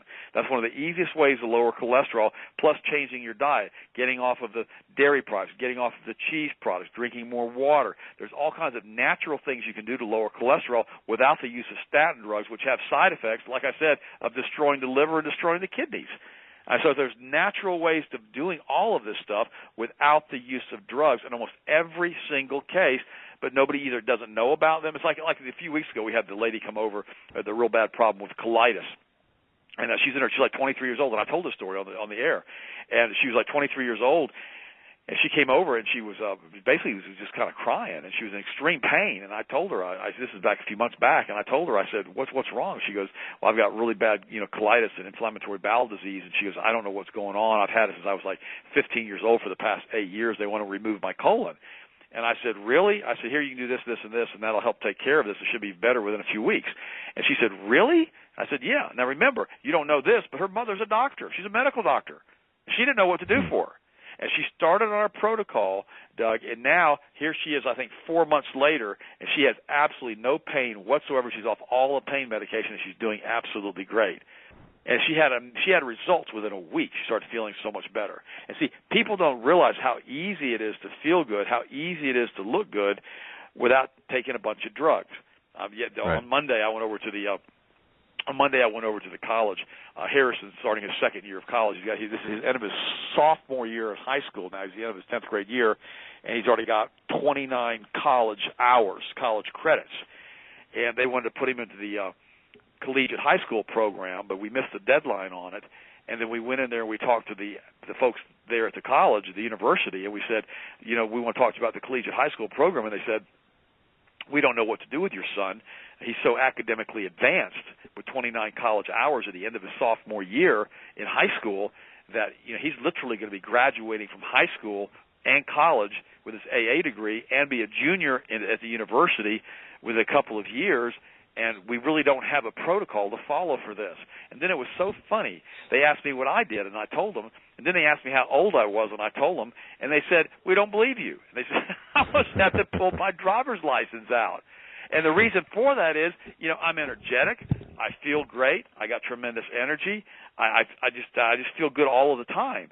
And they couldn't believe it. And then, like everybody in the room, kind of like when I met you, Doug, I'm always the oldest person around now. And when everybody in the room was like, they all looked much, much older than me, and you could tell they were all on prescription drugs. And see, that's the thing that you've got to understand. The prescription drugs have their own set of side effects. And before you take any prescription drugs, I urge you to talk to your doctor, talk to your pharmacist. Find out what the side effects of the drugs are. You may find that the side effects of the drugs that they want you to take are worse than the disease they're trying to treat, Doug. Oh, yeah. Yeah, that's no doubt about it. I remember when Jurgen, the first time I went into his, the guy from the folks over there at the Yalaha's Bakery, the first time they got him on the metformin, the first time they had him on metformin, I went up to his we got like an apartment upstairs. We're really good friends, and I walked up there and said, dude, what are you doing? He was laid out on the couch. He was so sick from the metformin, couldn't even stand up. And that was a year ago. And now, like I said, he just had his blood sugar tested, and they told him he no longer is pre-diabetic. Every single thing is normal. So, by the way, did you know that Australia is now enforcing a $15,000 tax penalty for parents who don't vaccinate? Did you know that? Well, yeah, and there's also initiatives, I believe, in California. Yep, California. No. That's right. Well, yeah. Mandatory vaccination via legislation. And Ted, how do you fight that? I mean, seriously, if that goes through, how do you fight that? Because if you with kids, it's pretty easy. All you would have to do is homeschool or move to a state that hadn't planned that. Now, if they don't allow homeschoolers not to be vaccinated. So right now it's just applying to the people in California whose children are in schools that are getting rid of the religious exemptions apparently, which is nuts, okay? But if you can't homeschool and you have to move to another state, all you could do if they wouldn't allow them to be in the school. I know Oregon threw a whole bunch of kids out a few weeks ago because they weren't vaccinated. And most of them have had to be vaccinated now and put back in. So, when you get in these real super, super liberal states, you just got to be really, really careful. Now, if it comes back to the next thing, if they're saying that everybody in the United States has to be immunized via gunpoint for the Ebola vaccine, I don't know, guys. I mean, I'll be honest with you. Either I'm leaving the United States or I'm standing my ground and I'm not going to do this because, again, there's a lot more of us than there are them. How can they possibly force us to take an Ebola vaccine if we don't want to take one? I mean, right. I don't know. I don't even know what all this stuff means anymore. You know what I'm saying? The whole thing's just weird to me. I mean, how in the world can they say this? This is medical tyranny. We're back to concentration camps and experimentation on human beings again. I mean, we're back to Dr. Mengele. I mean, how in the world can we read the stuff that happened in Nazi Germany and think that this type of experimentation is okay with anything in the United States as far as our medical system? I mean, I don't understand it. I mean, maybe you guys can understand it. No, I mean, we're getting hit on all fronts. I mean, we're getting hit. Look, we're getting hit. Yeah, it's just we're getting slammed by everything, by the forced inoculations, by. And there's such a disconnect between the time in history when the Nazis carried out these genetic experiments on Holocaust victims till now, where we're at the point where many people even deny the Holocaust ever happened, and the short memory span leads people down to repeating history, sadly. Well, yeah, and the thing that people need to understand something, and guys, I got a news flash for you. Everybody listen to me. It wasn't just Jews in the concentration camps. There were Catholics. There were Christians. When these millions of people were killed, it wasn't just Jewish people. I mean, it was all kinds of people. That's why the Jews are so adamant. I got to give them credit for this. I mean, they've got that thing, never again. They're never going to allow themselves to let that happen again. And some of the Jewish groups that are pro-gun are some of the most staunch groups and most staunch advocates for Second Amendment rights because they saw what happened in Nazi Germany. So let's emulate that. Let's say, okay, let's stay with these guys and realize that they've gone through this, because you're absolutely right, Joe. I mean, people want to deny these concentration camps never existed, these slave labor camps never existed. Of course they did. They're still there. So we have to understand something, that we don't want to repeat the past. The problem is the vast majority of the kids in the United States don't even know about World War I, don't even know about World War II. Heck, forget the kids, forget anybody under the age of 40. They have no idea what happened with any of this stuff, because most of their grandparents were either dead or gone by the time they got up a little bit older, and who fought in the war. With me, my dad was born in 1901 from German immigrant parents in Iowa. And, my mom was born in 1915, 1916, and it was pre-Hitler's Germany during World War I, right before the Weimar Republic came in. So I had this stuff constantly thrown at me as a child.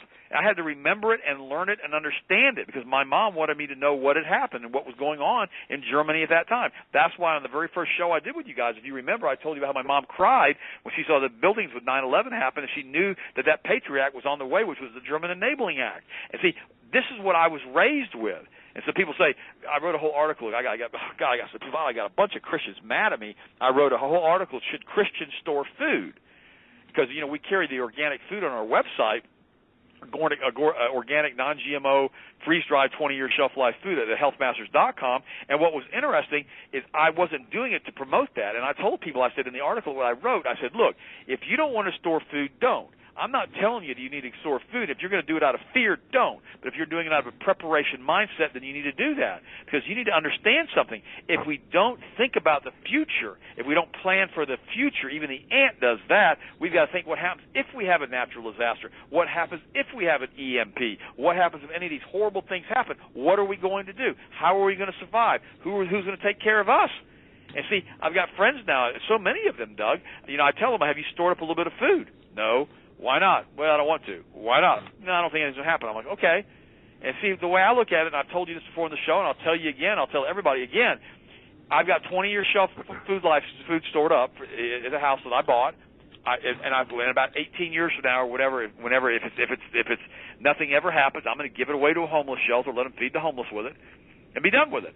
That's how I look at that. I look at it as insurance. We insure our cars in case we get in an accident. We insure our home in case of a natural disaster. Many of us have insurance on our health as far as health insurance in case we get sick, but then we don't want to insure a food supply? Doesn't make any sense to me, guys. Does it make any sense to you guys? No, not at all. No. And so we need to do it. But let's jump back on some more nutrition stuff. We're talking about now about about all the poisons that are wreaking a havoc on our body and your health. Whole body toxification is vital to maintain or rejuvenate your health. Now, one of the most important things that you can do is systematic under-eating in order to get your body detoxified. In addition to that, all of the artificial sweeteners, pesticides, herbicides, emulsifiers, stabilizers, and all these other poisonous things need to be avoided, especially the lifeless, carbonated, and contaminated drinks that so many of us drink, not me, but other people. And so always remember, no one ever dies on their first cigarette or the first shot of whiskey or French fries or potato chips or soda or cookie or fried chicken dinner, okay? Nobody ever dies from that. If they did, they would never do them again. We understand that, but we get these sickness and the diseases that come upon us, and then we have to take these horrible drugs to get rid of the side effects. And so systematic under-eating is one of the best things you can do to get rid of a toxic body. In addition to that, you've got to make sure you keep your colon clean. If you've got problems with constipation, there's a really good product we carry. It's called Aloe. It helps keep the colon clean. Some of the side effects of being toxic are chronic fatigue, inability to get quality sleep, restlessness and agitation during the day and night. My wife, before she started doing the magnesium, used to have really bad night cramps in the middle of the night with her feet. She talked about that last month, and now she doesn't have any of those anymore. A lot of them, the restless leg syndrome, some of that's also caused by that. A sudden onset of weight gain, and also a constipation problem. People don't go to the bathroom sometimes but once a week, for heaven's sakes. Irritable bowel syndrome, acid reflux, poor digestion, bad breath, persistent bad gas, body odor, poor circulation, muscle pains, joint aches, irritability, yellowing of the eyes, premature aging, brittle bones, soft teeth. This goes on and on and on. These can all be symptoms of toxemia in the body, and it's really important that you start avoiding chemicals like glyphosate, trans fats, all of these different things. See, folks who are listening right now, I want you guys to listen for just a second. I've been talking about the top 10 foods never to eat. I've been fighting the globalists since the early 90s. For over 25 years I've been doing this now. I've been telling the truth about the food supply, about GMOs, about vaccinations. I was doing it when people told me I was crazy because I said trans fats and hydrogenated oils were bad, and they told me that I was nuts. They said, you can't say stuff like that. It's not true. I said, every bit of it's true. I was doing it when the vaccination rate was much, much lower, and the autistic rate was like 1 in every 40, 50,000 kids. I was telling people to be careful with the immunizations and the mercury and the thimerosal and the aluminum and all the other things. Now the autism rate in some states are 1 in 38, 1 in 58. It's gotten unbelievable. Now some of the top researchers are saying that by the year 2025, if the current trend doesn't change, half the children will have autism. I mean, does anybody really want that? I mean, this is just absolutely nuts. I mean, isn't that part of the eugenics plan? I mean, okay. Well, no, it is, and here's why: because they're not going to breed. Okay, they're not going to breed. The autistic kids aren't going to breed, and then we're going to bring in the state, death squads, eugenics as far as, getting rid of the infirm and the sick, just like Hitler did. And they'll say, well, these kids don't have a quality of life. We need to go ahead and euthanize them and get rid of them. And the sad part about it is they'll never be able to defend themselves or do anything because they're simply not really aware of what's even going on around them. And so it's just one of those things that we have to understand. Again, we talked about this earlier when we talked about the spiritual aspect of all of this. Lucifer's purpose here is to come rob, kill, steal, and destroy and subdue us by his boot on our throat. He believes that he can create order out of chaos by ruling over us and forcing us to do what he wants us to do. That's the whole goal of the New World Order with this Luciferian agenda. So if they want to come to your home in the middle of the night and take one of your children because they need to have a human sacrifice that night, they believe they should have the right to come do that and take your child away. And, of course, you already see what happens with Child Protective Services, how unbelievably horrible they are in a lot of states, and how these kids go into these horrible conditions with this. We already know all about child trafficking. I mean, where do you think all these kids go that are never seen again, and they never turn up as adults anywhere? But you're going to have a hard time convincing people of that. I mean, seriously, you start talking like that, and I'm playing devil's advocate here.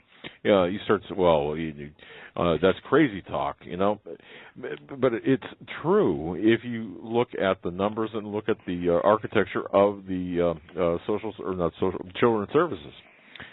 People are not getting it, and I think it's important for people to understand that they need to get it. That children's services in many areas. I mean, what might have been a good idea, or at least maybe a safety net, has been compromised and turned into a tool of agent of the devil, for crying out loud. No, that's exactly right. In fact, if you have anybody show up from the Department of Family Services to your house, they have a right to check the kids, make they're okay, but don't talk to them, don't fill any paperwork out. Get an attorney immediately. Just get an attorney. Just get an attorney immediately and let them know that you're not going to play this game, that you're not going to lay down for them. You've got to have legal representation. It's the same thing. If a police officer pulls you over, and remember, Doug, when you and I did the Power Hour together a few months back, I asked you about this. If you have a police pull you over, if they say, may I search the car, your response is always no. You may not without a warrant. That's right. Yes, no, and you don't talk to them. And I'm not being rude to them. What I always say to them, I say, look, officer, I'd love to sit down and have a organic pizza with you or whatever, man, with no pepperoni on it, but that's not here, that's not now. I really can't talk to you without my attorney being present. So please forgive me if I don't communicate with you, but I just don't want to say anything because I kind of have a right to remain silent. If you don't mind, here's my driver's license. That's it.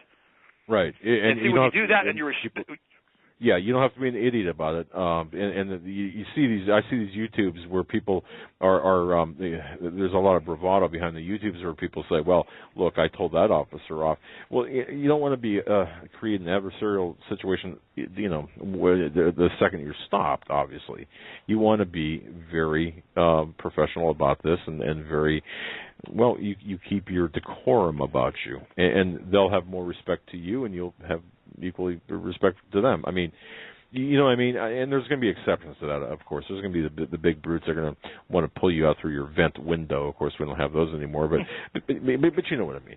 So you just want to, you don't want to be a jerk. You want to be, you want to know your rights. That's all. Well, no, and that's what I'm always very respectful to them because I'll be quite frankly, most of them don't want to be cops anyhow.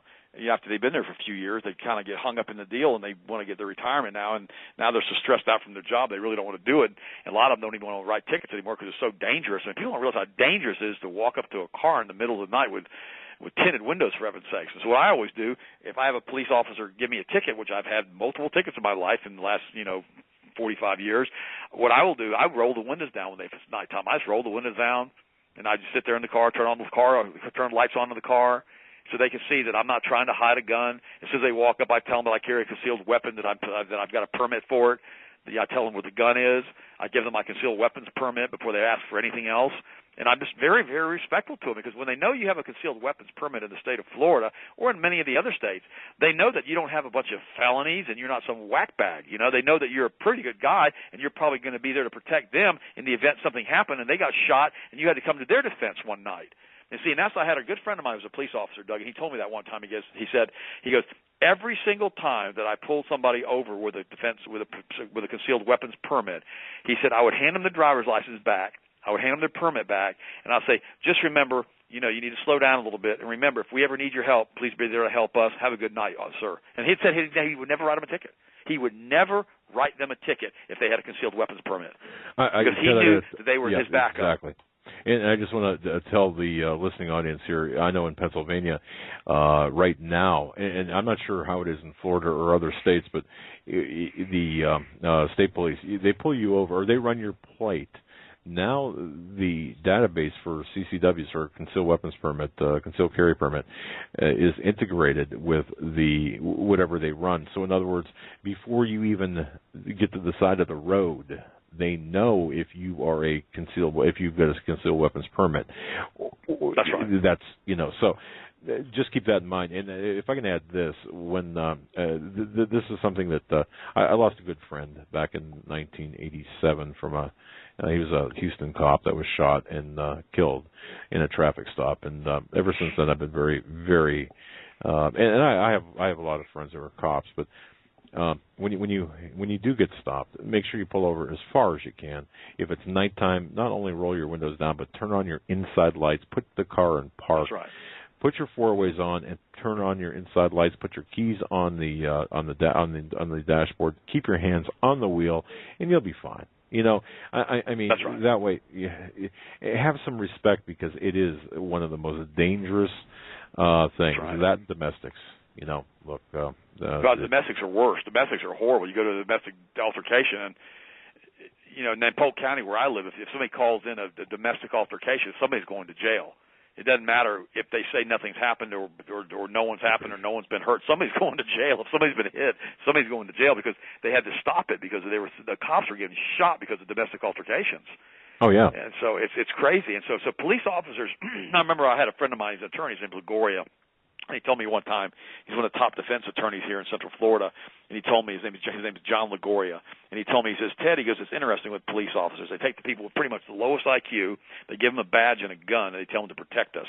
And he goes, and that's what you've got to understand when you get into a traffic situation. He said, you've got to realize that these guys are probably scared. They don't know what you're doing or who you are. And the news probably worn off their job, and they're a little bit geeked up. And so you just have to be real careful with them and just be real respectful with them. He goes, and most of the time, nothing will happen. He goes, but if you start creating a problem and start being insolent with them, he said, you're going to have a problem with it. And he said, there's a high probability you're going to get arrested for resisting right. and getting tasered and everything else if you don't get shot. And he goes, it's just easier with the way that we've been militarized now not to allow those things to happen. It really, really is. And see, the sad part about it is so many people in the United States don't realize how important it is to show respect to police officers, because the police officers in some areas have gotten absolutely awful. But, guys, you got to remember, I'd rather have police in the United States. I'd rather have some type of law enforcement than I would anarchy or chaos. I really would.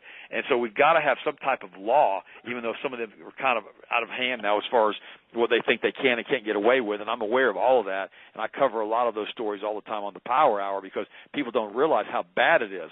Now, let's go back to Dr. Oz real quick if we can. Oh, yeah. Dr. Oz came out a few weeks ago about glyphosate, Monsanto's and regulators allowing its release, and Monsanto declined to participate to honor April 7th as the World Health Day. Dr. Oz covered the World Health Organization's with recent declassification of the herbicide, and he went into detail on how bad glyphosate is. Now, glyphosate is something that you need to realize that you need to never, if you use it, okay, if you get it on you, you need to make sure you scrub down. You need to be like wearing a hazmat suit if you're going to use it, and a respirator so you don't breathe it because of all the chemicals and all the what it does to the liver and to the kidneys. It's a super toxic poison. If you have to use it to get rid of weeds in your yard, and vinegar doesn't work, what you can do is you can make sure that you tell your children to make sure they wear shoes and not walk out in the yard barefoot until you've had 2 or 3 rains to rinse that stuff off, because you've got to stay away from that stuff because of it's an endocrine poison. It's a systemic poison. What is that, Roundup? You've got to be very, very careful with Roundup.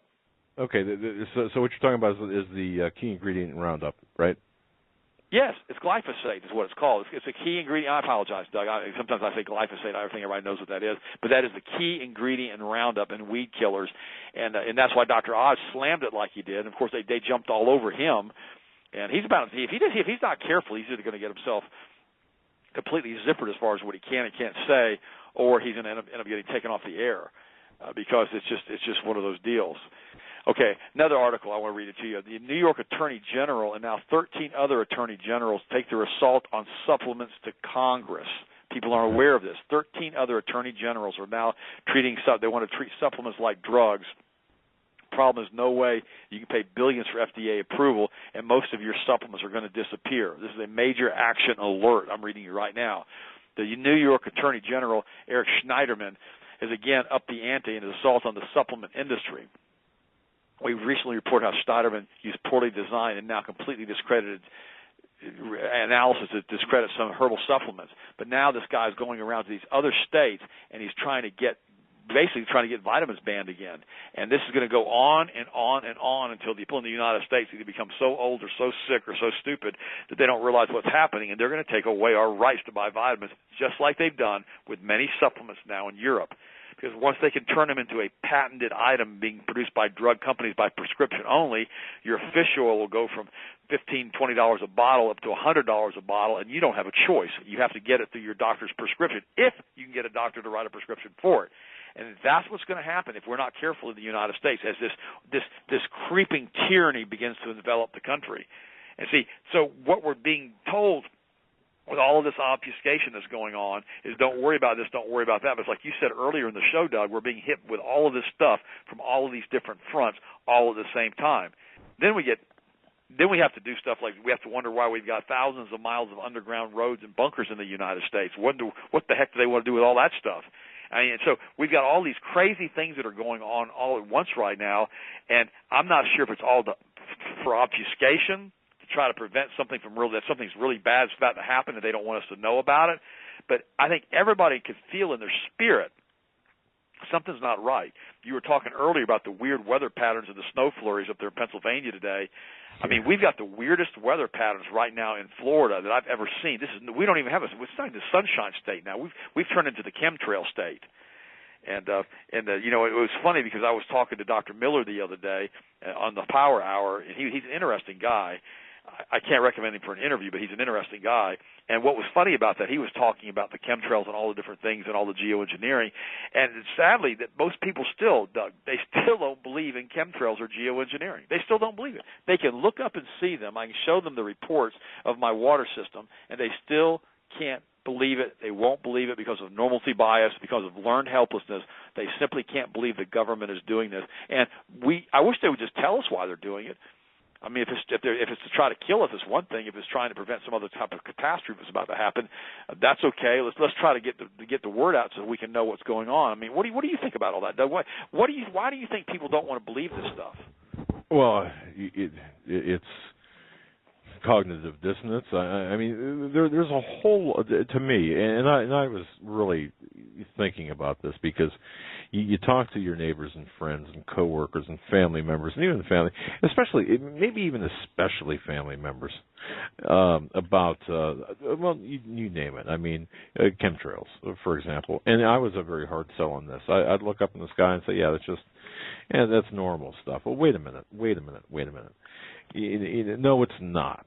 Okay, but then you start to think, okay, well, if they're spraying something up there, why are they doing it, and why are they hiding it? And if they were spraying it, wouldn't at least somebody talk? Well, people ask, well, the pilots who spray these chemtrails would certainly have come out by now. Some of them explaining what they're spraying and why they're spraying.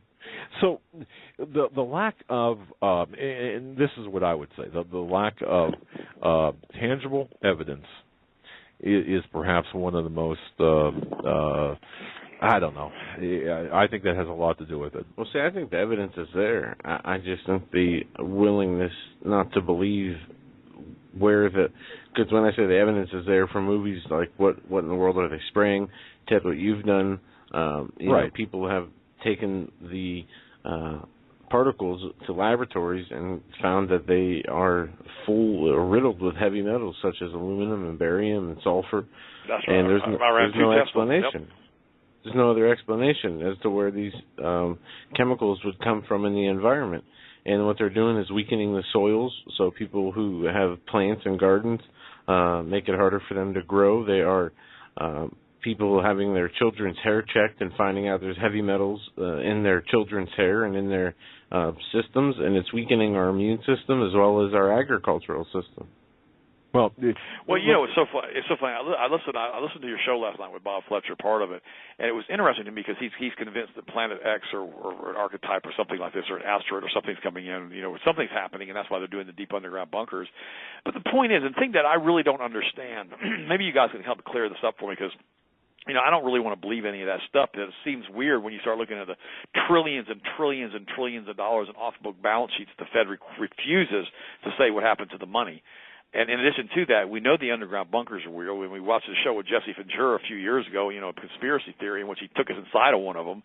We got just a plethora of videos of these things of truck drivers that have taken pictures with their cell phones and videos with their cell phones, and some of them are saying that they're hundreds of miles long underneath the miles up to a mile deep.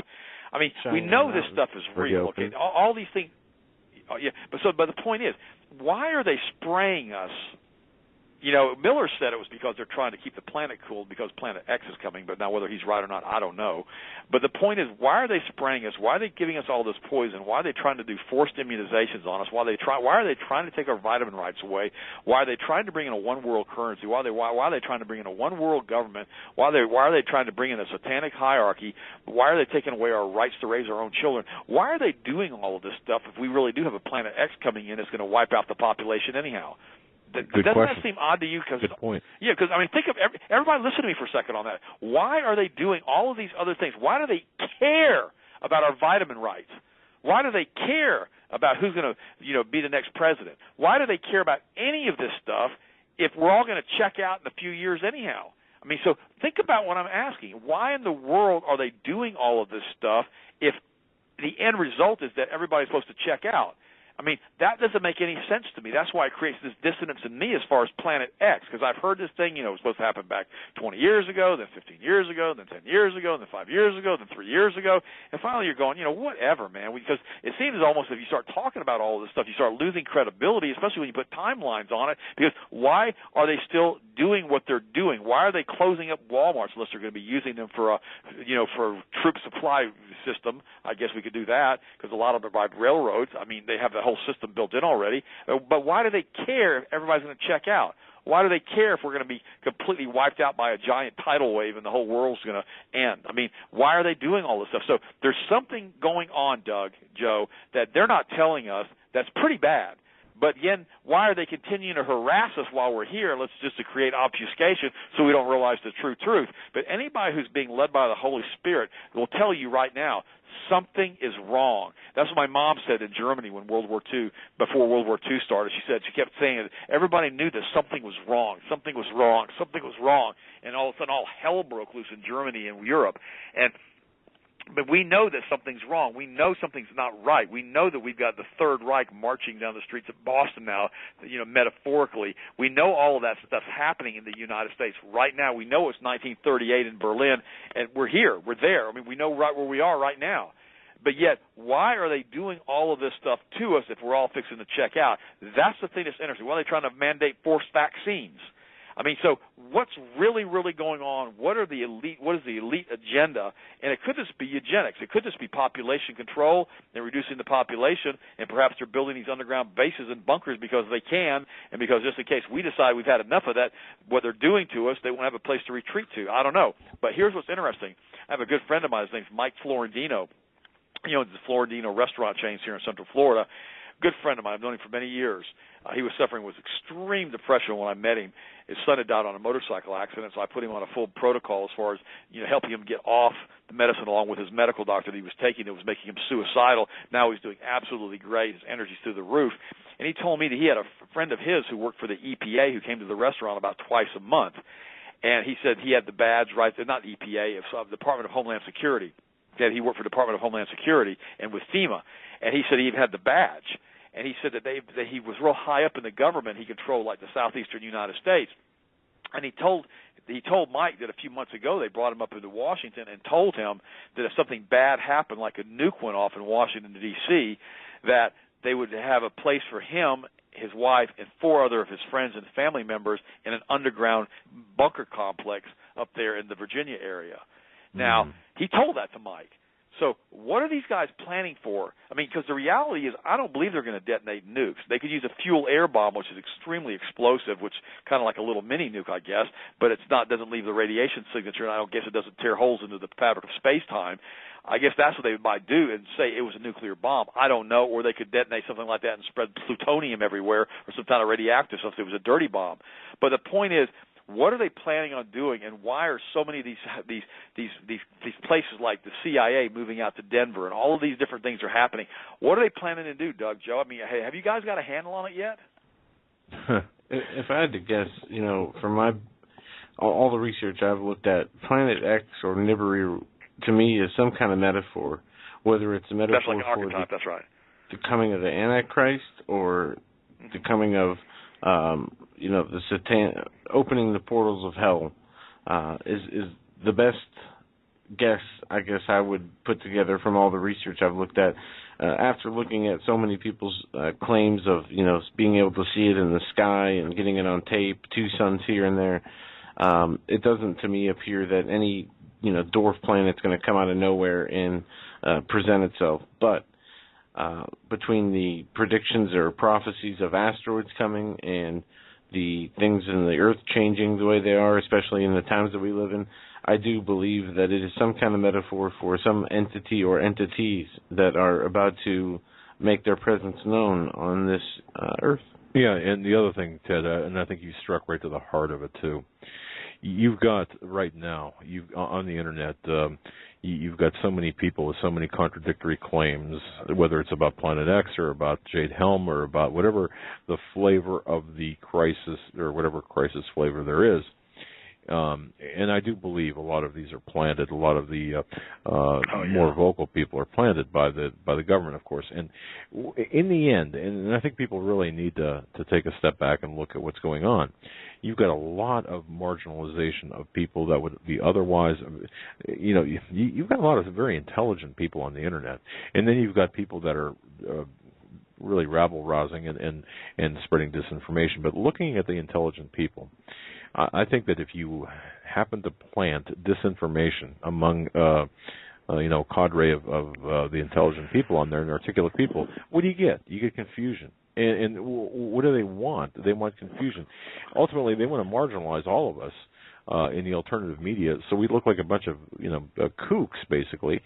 And so none of us, or none of the information that we spread or disseminate will be believed, and they'll just say, look, he was wrong on this, he was wrong on that, if it's demonstrably provable, okay? And so why should we believe him on Jade Helm? Why should we believe him on this? And the other thing, too, before I turn it back over to you, Ted, I really believe that what is coming, I do believe in a economic disaster, okay, economic apocalypse. But I also believe as well that what we're seeing is a very subtle. I mean, look at the subtlety. Can you imagine 50 years ago if they would be voting on homosexual marriage unions or whatever you want to call them in the Supreme Court 50 years ago? It wouldn't have happened. So what happened in the last 50 years to get us to this point? It was a subtle transcendence. Everything was very subtle, like the frog in the pot of water. So I do believe that the subtlety is part of Satan's tactics, and I really think that we have to look at the subtle aspect of things. So, people expecting Jade Helm to go hot, maybe it will, but I think the real insidious nature of things like Jade Helm and other exercises is that subtle. Let's condition the public. Let's make it okay. Because don't forget, people, 30 years ago, if this would have happened in the streets of America, people would have been yelling and screaming. 9/11, Oklahoma City before that, the Trade Center before that, everything. See, I mean, to me, there's this tactical, deliberate tactical plan, strategy.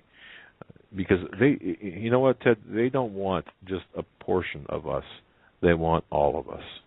And when I say they want all of us, they want all of our souls. Well, that's exactly right. You said something. You said something was, I think, a Freudian slip, to coin a phrase. You said subtle transgression, and then you said transformation or change, or whatever. Yeah, you said subtle transgression. No, but think about what you said, though. You said subtle transgression. See, it's the subtle transgression. It's the little fox that spoil the vine. It's, not making a phone call. That's one. Not doing this. That's two. Breaking this dietary law. Breaking this just law out of the Bible. Breaking this thing. This, thou shalt not covet. Thou shalt not steal. Thou shalt not this. Little things that you do. You think, well, that's okay. It's a little white lie. It's a little this. It's a little that. And we started compromising. I remember I was watching that movie one time with, it was Fiddler on the Roof. The guy. Topoli or whatever his name is. The guy was a phenomenal movie, by the way, if you guys ever want to watch it. And it was a great theater, a great play in New York for years. And I'll never forget it. He was singing that song, and he said, he was talking about tradition, and he said, if you pull out the plug and the boat starts to sink, and you sink your own boat because you let a little bit of water in, he goes, where does it stop? And see, I think that says a lot about what you just said. When we pull out the plug and we start letting the boat sink, and we can't get the plug back in the boat. I remember one time I launched my ski boat, it was 25 years ago, and I didn't have a plug in the bottom of it. And I'm driving around the lake, about to pull a skier. I look down, I got my feet in water. I mean, I got 6 inches of water. My motor's about to go under the water. I cannot believe it. So I'm digging around trying to get back to shore, and I got water pouring in. So I shove a rag down the side of the hole, thinking this is nuts. I turn on my bilge pumps and everything else, trying to find the doggone plug. Then I finally find the plug, which is pushed up under the motor, which is hot as blue blazes by now. Finally, I screw the plug back in, and luckily I noticed that I was able to get the plug back in before the boat sank. The point is, that's what's happened to the United States. We pulled out the plug. We pulled out the plug in the 50s when they tried to warn us about the communist takeover of Hollywood. They tried to warn us what was going on. with the McCarthy hearings. They tried to warn us that our whole culture was going to be subverted by what was going to happen. They tried to tell us, and nobody wanted to listen. We were fresh off the adrenaline after defeating the Nazis and the Japanese. Our parents were basically, excited about the war was over with. Nobody wanted to pay any attention to it, and they fed us the lie. We believed the lie. We enthralled ourselves with the lie. We embraced the lie, and we started doing the subtle little changes in what we were and what we had done to become an American, including taking prayer out of the school in the 60s, including Roe v. Wade, all of the things that happened. And now we've got ourselves in this moral turmoil where we've got so many people addicted to pornography in the United States. It's like a nightmare. And the sad part about it is they want you to be addicted to pornography. They want you to be they want all of this stuff, the gambling and the pornography. They want all of it. They want you addicted to drugs because every time they do that, they further degrade the moral fiber. Because remember, these Sabbatean Satanists who are running the world's financial system, they're the ones that want to bring in the kingdom of Lucifer. That's their goal, is to bring the jackboot policies of the devil onto the planet Earth and to rule it.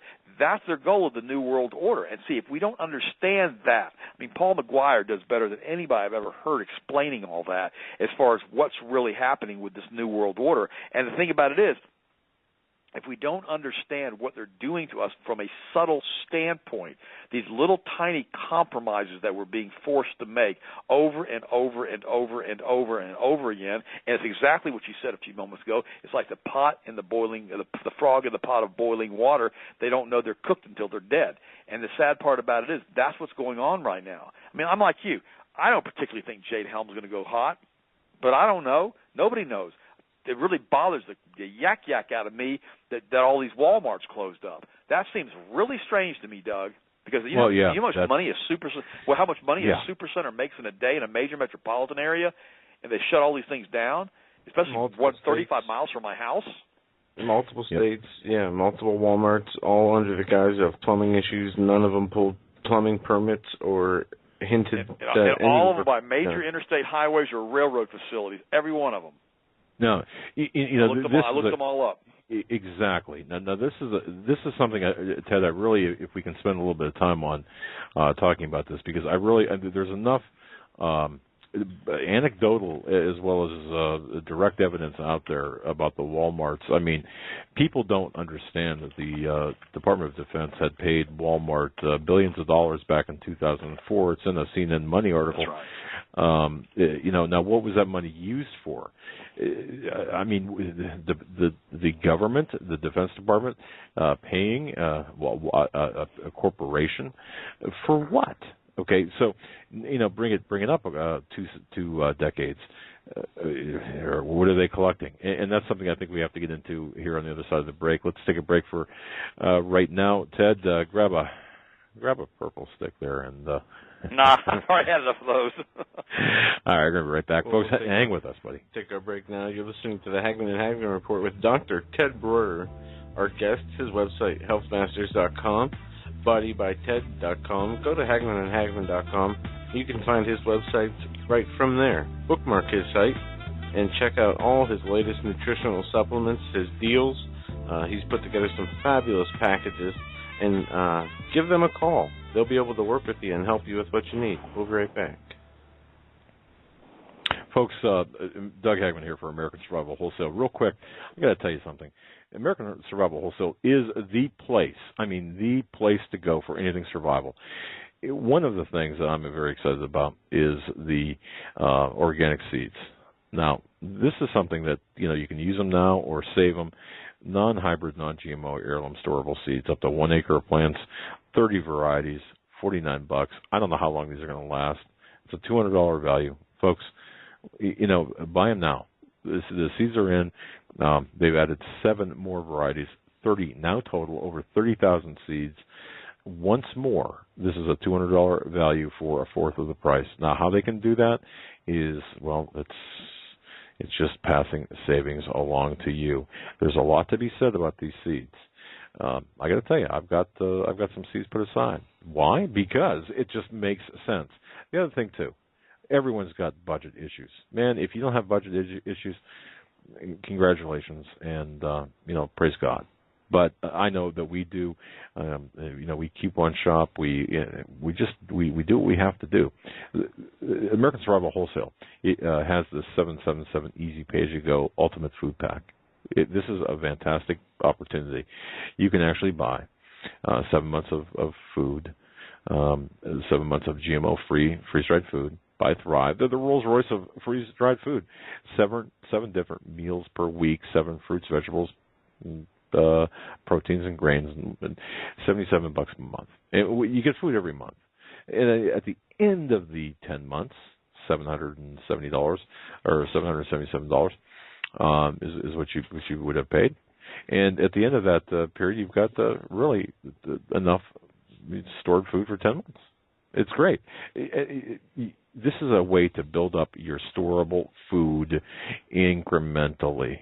Okay, you won't miss necessarily $77 a month. Well, it's manageable. Let's just put it that way. So they are answering the call to the people who are on budgets. This is what I love about American Survival Wholesale. And if you compare prices, you're not going to find the prices any better anywhere else. And it's prime product. Great company, great product. We love them. American Survival, and they're partners with us. Today is Thursday, April 23rd, 2015. Our guest is Dr. Ted Breuer. His website, healthmasters.com, and Body by Ted. Bookmark his website. You can go there and check out some of their incredible packages that they have put together, some specifically for Hagmann and Hagmann listeners.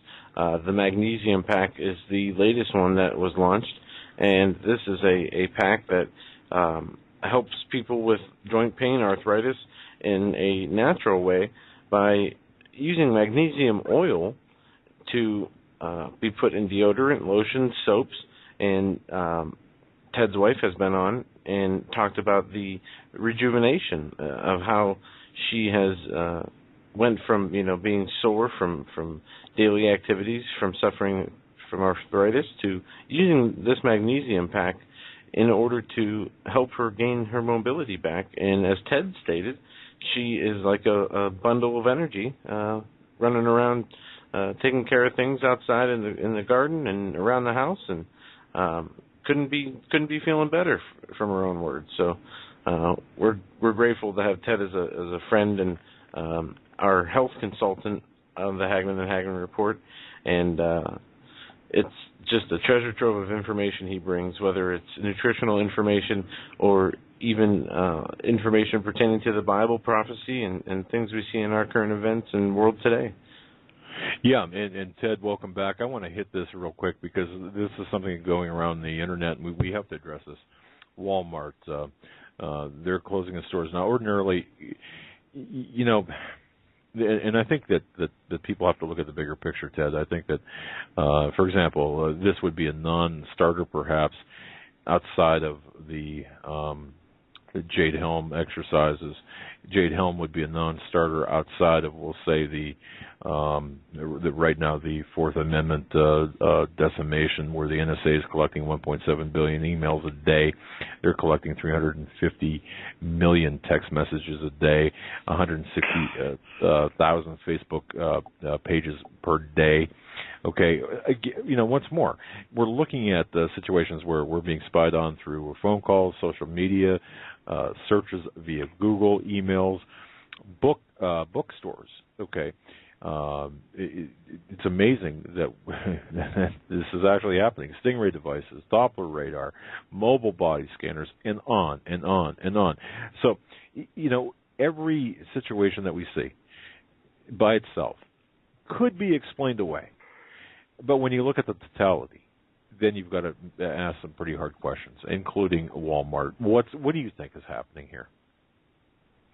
I think that what they're doing is they're putting together basically a foreshadowing of what they're planning on doing. I think that they're going to be doing a lot more stuff than they're telling us they are in these exercises. I don't think there's some kind of secretive mission. I mean, otherwise, why are they bringing all these tanks in? And why am I seeing M1 Abrams tanks on the interstate, or Fletcher Barrett did the other day? I mean, why is this happening? I mean, why in the world are we having all of these troop transports and all of these trains being loaded up, being brought down to the floor to bring in all these huge amounts of artillery and all these other things are bringing in, I guess? I mean, why is this happening? I mean, why do we think this is okay? I mean, that's number one. Number two is, it's kind of like this. Do you remember back in the Gulf War, when everybody said, well, we're not going to go to war, not going to go to war? It was back in World War the 1991, back with with what happened with George Bush Jr. Sr. And my friends were saying, well, we'll never attack. They'll leave. We're not going to attack Iraq. We're not going to do this. We're not going to go free the Kuwaitis. They're all going to pull out. And I said, you don't put hundreds of thousands of troops on the ground with all of this equipment and not use it. It's too expensive. It's just too expensive. Feeding this many people is too expensive. And see, and that's the problem that I've got with Jade Helms. I've got a lot of people now that are telling me they're leaving the United States. I had another one tell me today that they said they're not going to be here for the Jade Helm exercises. And see, I don't know where to go. I don't know what to do because, all of our passports are being tracked down at every single point of entry throughout the world. I mean, I don't know where we think we can go. I mean, this isn't 1937 anymore. I mean, we don't have the ability to flee Nazi Germany. I mean, we don't have the ability to go anywhere. This one world Sabbatean Frankist cult of the all-seeing eye has pretty much taken over the whole planet, except for China, and China's even got a central bank in there that's controlled through the Bank of International Settlement. So, so what we have to realize is that we've got a mess. And maybe whether it goes hot this time or not, this is like a prelude, like a foreshadowing you read in a book about something that may happen. But remember with the Boston bombing, when it happened up there, they were doing a bombing exercise. There was a bomb going off. Remember when they had NORAD stand down? They were doing a drill with 9/11, and all of a sudden it went hot. I mean, are you kidding me? I heard Jack Blood say the other day. He said something very, very interesting. He was talking about how a lot of people said there were no planes in 9/11. There were just no planes. There were holograms or drones or whatever, and the actual aircraft that were supposedly used weren't used. And he said something that I thought was very interesting. He said, they're right in half of that analogy. At least we know they're right. We know there wasn't a plane that hit the Pentagon. We know that. And we know there wasn't a plane that crashed in that field in Pennsylvania where they said that it did. We know that because there was no wreckage, there was no body parts, there was no luggage, there was nothing. So he said, so 50% of that statement is true. Now, whether planes hit the trade towers, whether they were the actual American airline flights or they were drones, well, we don't know. For heaven's sakes, all that evidence was destroyed. But the point is this. They were doing a drill. They were doing a drill. And so here we go, another drill.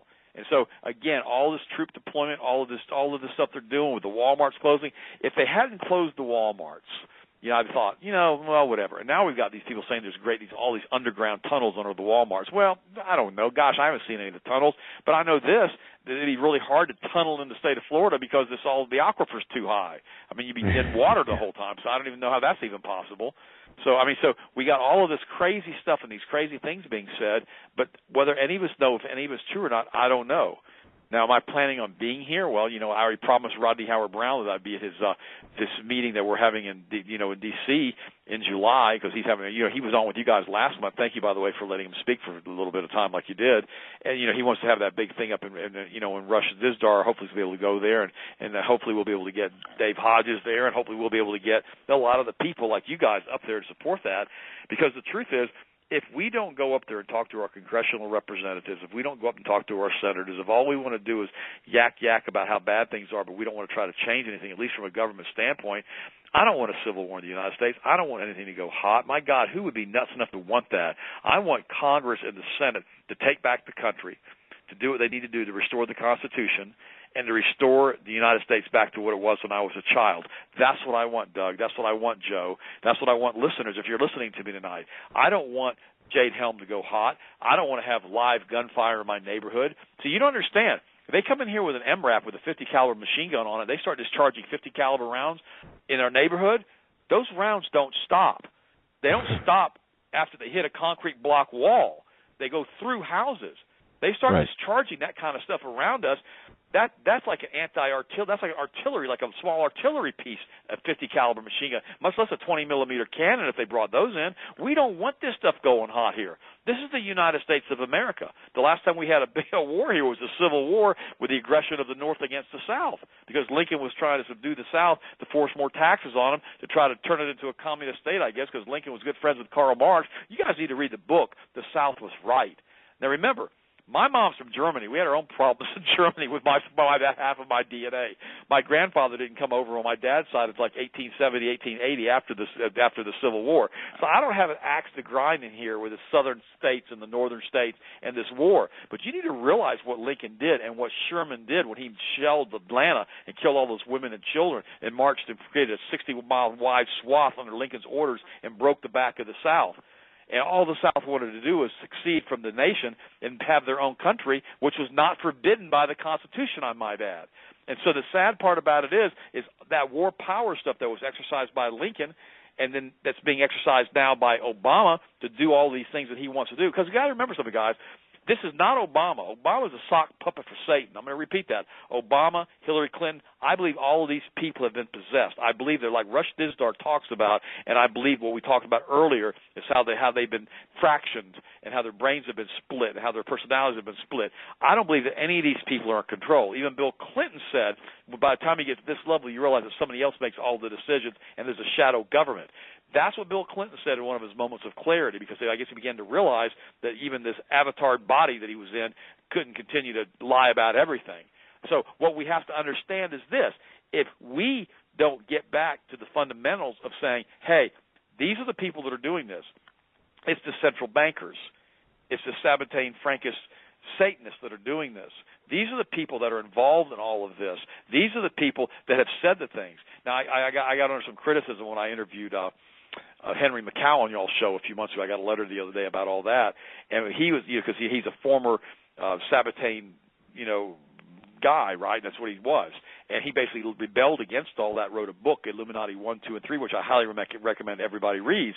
And we were very clear on there that this is not a quote anti-Semitic comment when we talk about the Jewish folks that have become Satanists, because there's a bunch of Jewish folks that haven't become Satanists, because there's also Christians that have become Satanists, Roman Catholics that have become Satanists. But we have to understand that there's a group of people out there that are really, really bad people, like the Bushes and like the Clintons, that are running the country, that go to Bohemian Grove, that go to Bilderberger, that go to the Council of 300, who are involved in all of these different affairs that take place throughout the United States and throughout the world as far as bringing in a new world order under Lucifer.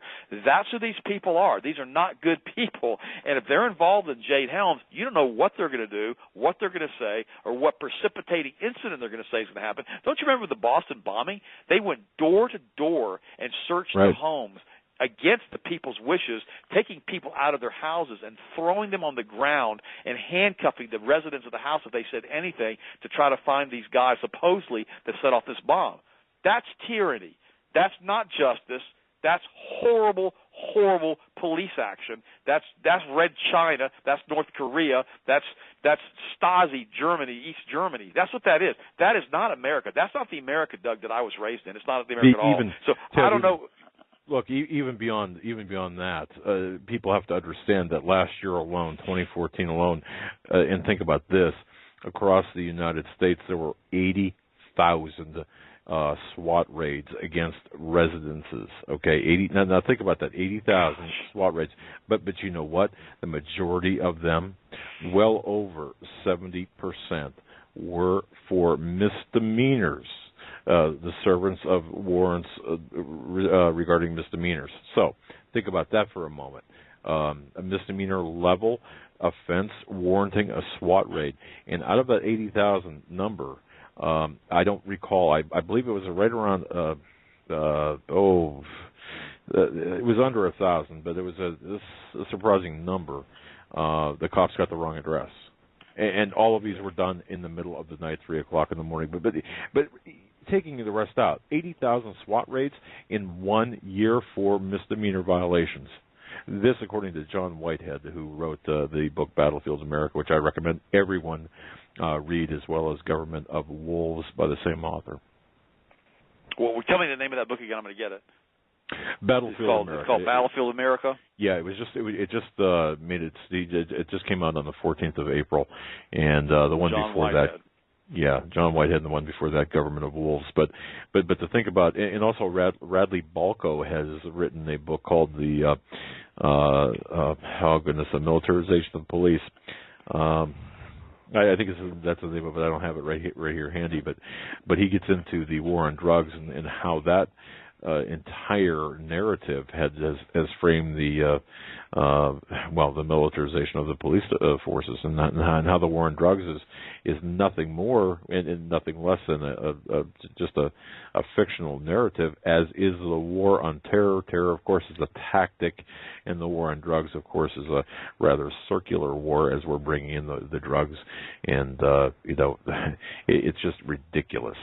So, the CIA and the mob are running all the drugs. We know that. The CIA has become the mob. They're the ones that were involved in the killing of the last real president we have in the United States, John F. Kennedy, which I'm old enough to remember who he was and him being the president, which most people can't remember. Well, of course, a lot of people listening to this program probably can, because we have an older demographics. But the point is, it's one of those things. I mean, he was the last president we had, and there's that video that you can watch online again that I've mentioned before. I'll mention it again. It's called JFK to 9/11.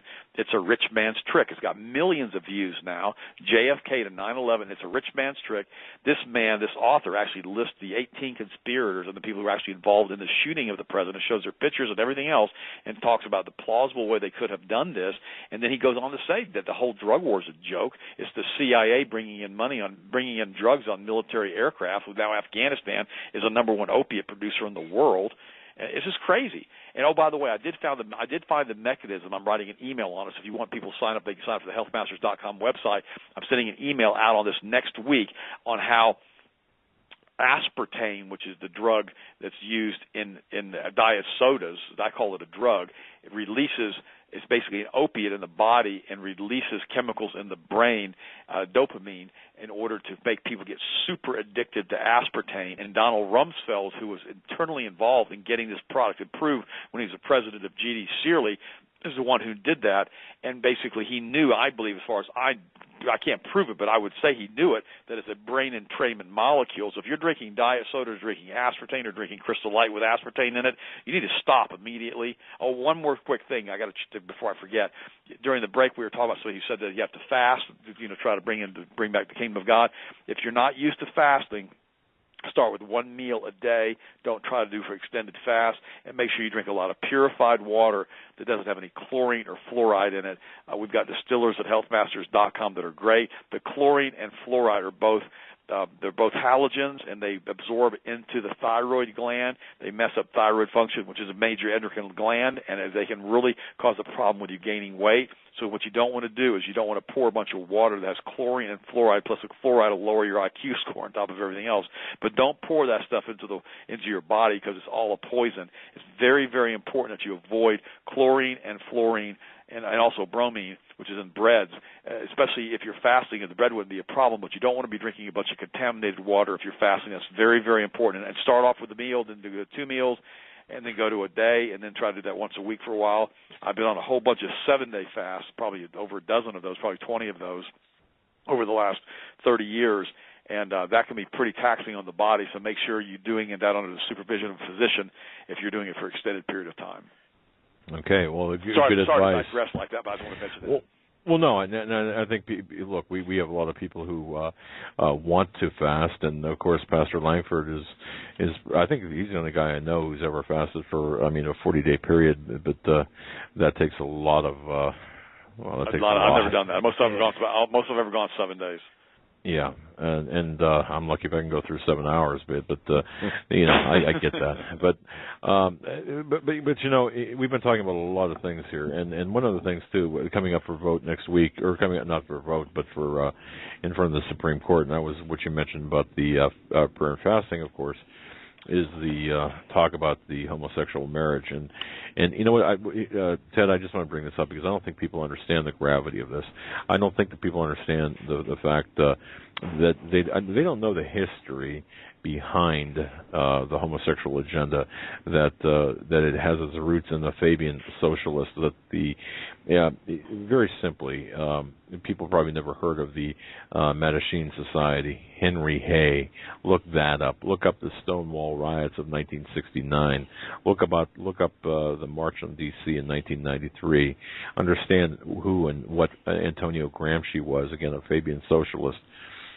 This is a platform of the Communist Party, And, look, I got to tell you, up until 1973, and you know this, homosexuality was considered a mental disorder by the DSM. Yep.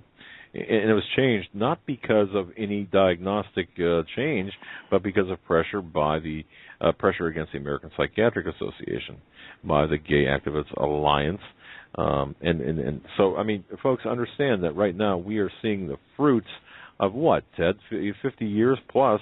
Well, it depends on where you want to start, but in earnest, last 50 years of this assault in the New World Order. People, people have to understand it's going to be communist in nature and Islamic. I believe it's going to have elements of Islam as the one world religion. So let's look at this as as in its entirety.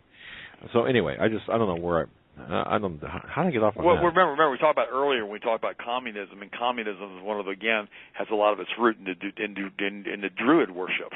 And that's right. The thing that really this is what was interesting to me when I started doing the research on the soul and all that stuff in the last few months, is that the Druidic worship has been something that has gotten started back with the Nephilim back in Genesis chapter 6, and it's come all the way through. And that's the stuff that brought in the Kabbalism. That's the stuff that allowed the Egyptian, the ruler with the Pharaoh's sorcerer, when Moses threw down the staff and it turned into a snake. That's what allowed him to throw down his staff and turn it into a snake. That's what the Bible says happened. I'm not making that up. So that's how much power these guys have with this Druidic satanic worship, because he gives them the power to do these things by changing that energy field that we talked about earlier in the show. And the sad part about it is that's why we've got to stand in prayer. We've got to stand in prayer against all of this stuff with the communist agenda in the United States. Russia has proven that communism doesn't work. They've proven it. Last a couple of years ago, I was in Machu Picchu, and I was taking the train in Peru to Machu Picchu up in the Andes Mountains, and I met a whole group of kids that they were in their 20s, and they were from Russia, and they were some of the nicest people I've ever met. And they were telling me about all the things that had changed in Russia and how Russia had gotten all of this going on, and the communism was behind them now, and that they were basically capitalists now, and how great everything was going in Russia. And I was really, really happy for him. And then I talked to another kid who was at that area in Russia when that meteorite exploded. He was like, 20 or 30 or 40 or 50 miles or whatever it was away from it. He said he thought he was going to die. He said all the buildings around him, all the glass was blown out of them. He said he couldn't believe what he had seen happen in the sky. See, and that's the thing that none of us really understand what's going on. Maybe we've got a big meteorite shower coming this way nobody wants to talk about. But then it goes back, why are they doing all this other stuff to us before the meteorite shower gets here? Why can't they just let us live in peace and have some fun here if all this stuff's going to end up this way anyhow, like the book of Revelation says? It's not going to be happy. Right. And I'd be very cautious about warning about some cataclysmic event, only because what you said. Look at the if you were running things if you were Satan running things, would you how would you do it? Once more, I'm advocating that subtle nature, because it's much easier. And Jade Helm, for example, now Nathan Leal is going to be on tomorrow night talking about the esoteric aspects of Jade Helm. But I got to tell you something. I really believe that Jade Helm is an artifact now. Okay, what we're seeing now is the flash bang of an initiative of an operation that started a long time ago, infiltration of patriot groups, of patriot movements, of various other militia organizations, especially in the Southwest. And what we're seeing is this Jade Helm the exercises being the flash bang to take your eyes off of not only the infiltration, but also the other things that are going to be happening elsewhere. And it's just, it's going to serve. It's a multi-purpose operation, but I do believe. You just said something, Doug. That you just said something that I forgive me for interrupting you, but you just said something that I think everybody needs to hear what you said. Jade Helm can be used to take our eyes off of other things they're going to be doing while Jade Helm is going on, because Jade Helm is going to be the primary news story in the Patriot movement. And what's going to happen is they can do anything anything else they want to do, as long as they're creating so much obfuscation with Jade Helm. Right, exactly. Now, I've got a problem with Jade Helm for a lot of reasons, obviously, and I'm certainly not going to dismiss it, or I'm not going to say, what other people are saying. I'm not going to disagree with other people when they say, well, man, this is a problem. It could very well be this or that. That's not what I'm saying. I'm just saying let's think a little bit bigger, a little bit wider. Look at the whole shebang here. And what concerns me, and since when was it okay to have military mixing with our police officers, mixing with, and since when was it okay to have military out of uniform? And that's an important aspect too. Military out of uniform that are mixing with the police forces and the general population. Isn't there a law against that somewhere? I mean, seriously. Well, there was. Remember when Hurricane Katrina happened, he put the military into New Orleans, and apparently he wrote an executive order or something happened with all of that. I remember I read something about that the other day, and that's where it really got started. And then they decided they could go ahead and do that, and Posse Comitatus was no longer going to be a law in the United States. And apparently they've decided to go full tilt and give us the full Monty, I guess, on all of this and make us realize that this is what they're going to do. They're just going to go ahead and just have at us and do whatever they want to do to us now. There's nothing we can do because we didn't stand up in complete rebellion against what happened with Katrina. I mean, we should have been in arms with Katrina. We should have been marching on the White House, with picket signs and saying, hey, this is nuts. You can't do this. You can't go in and disarm these people with military personnel who are trying to defend their homes in New Orleans, who are left with the looters. You can't be doing stuff like that. Well, look at the progression.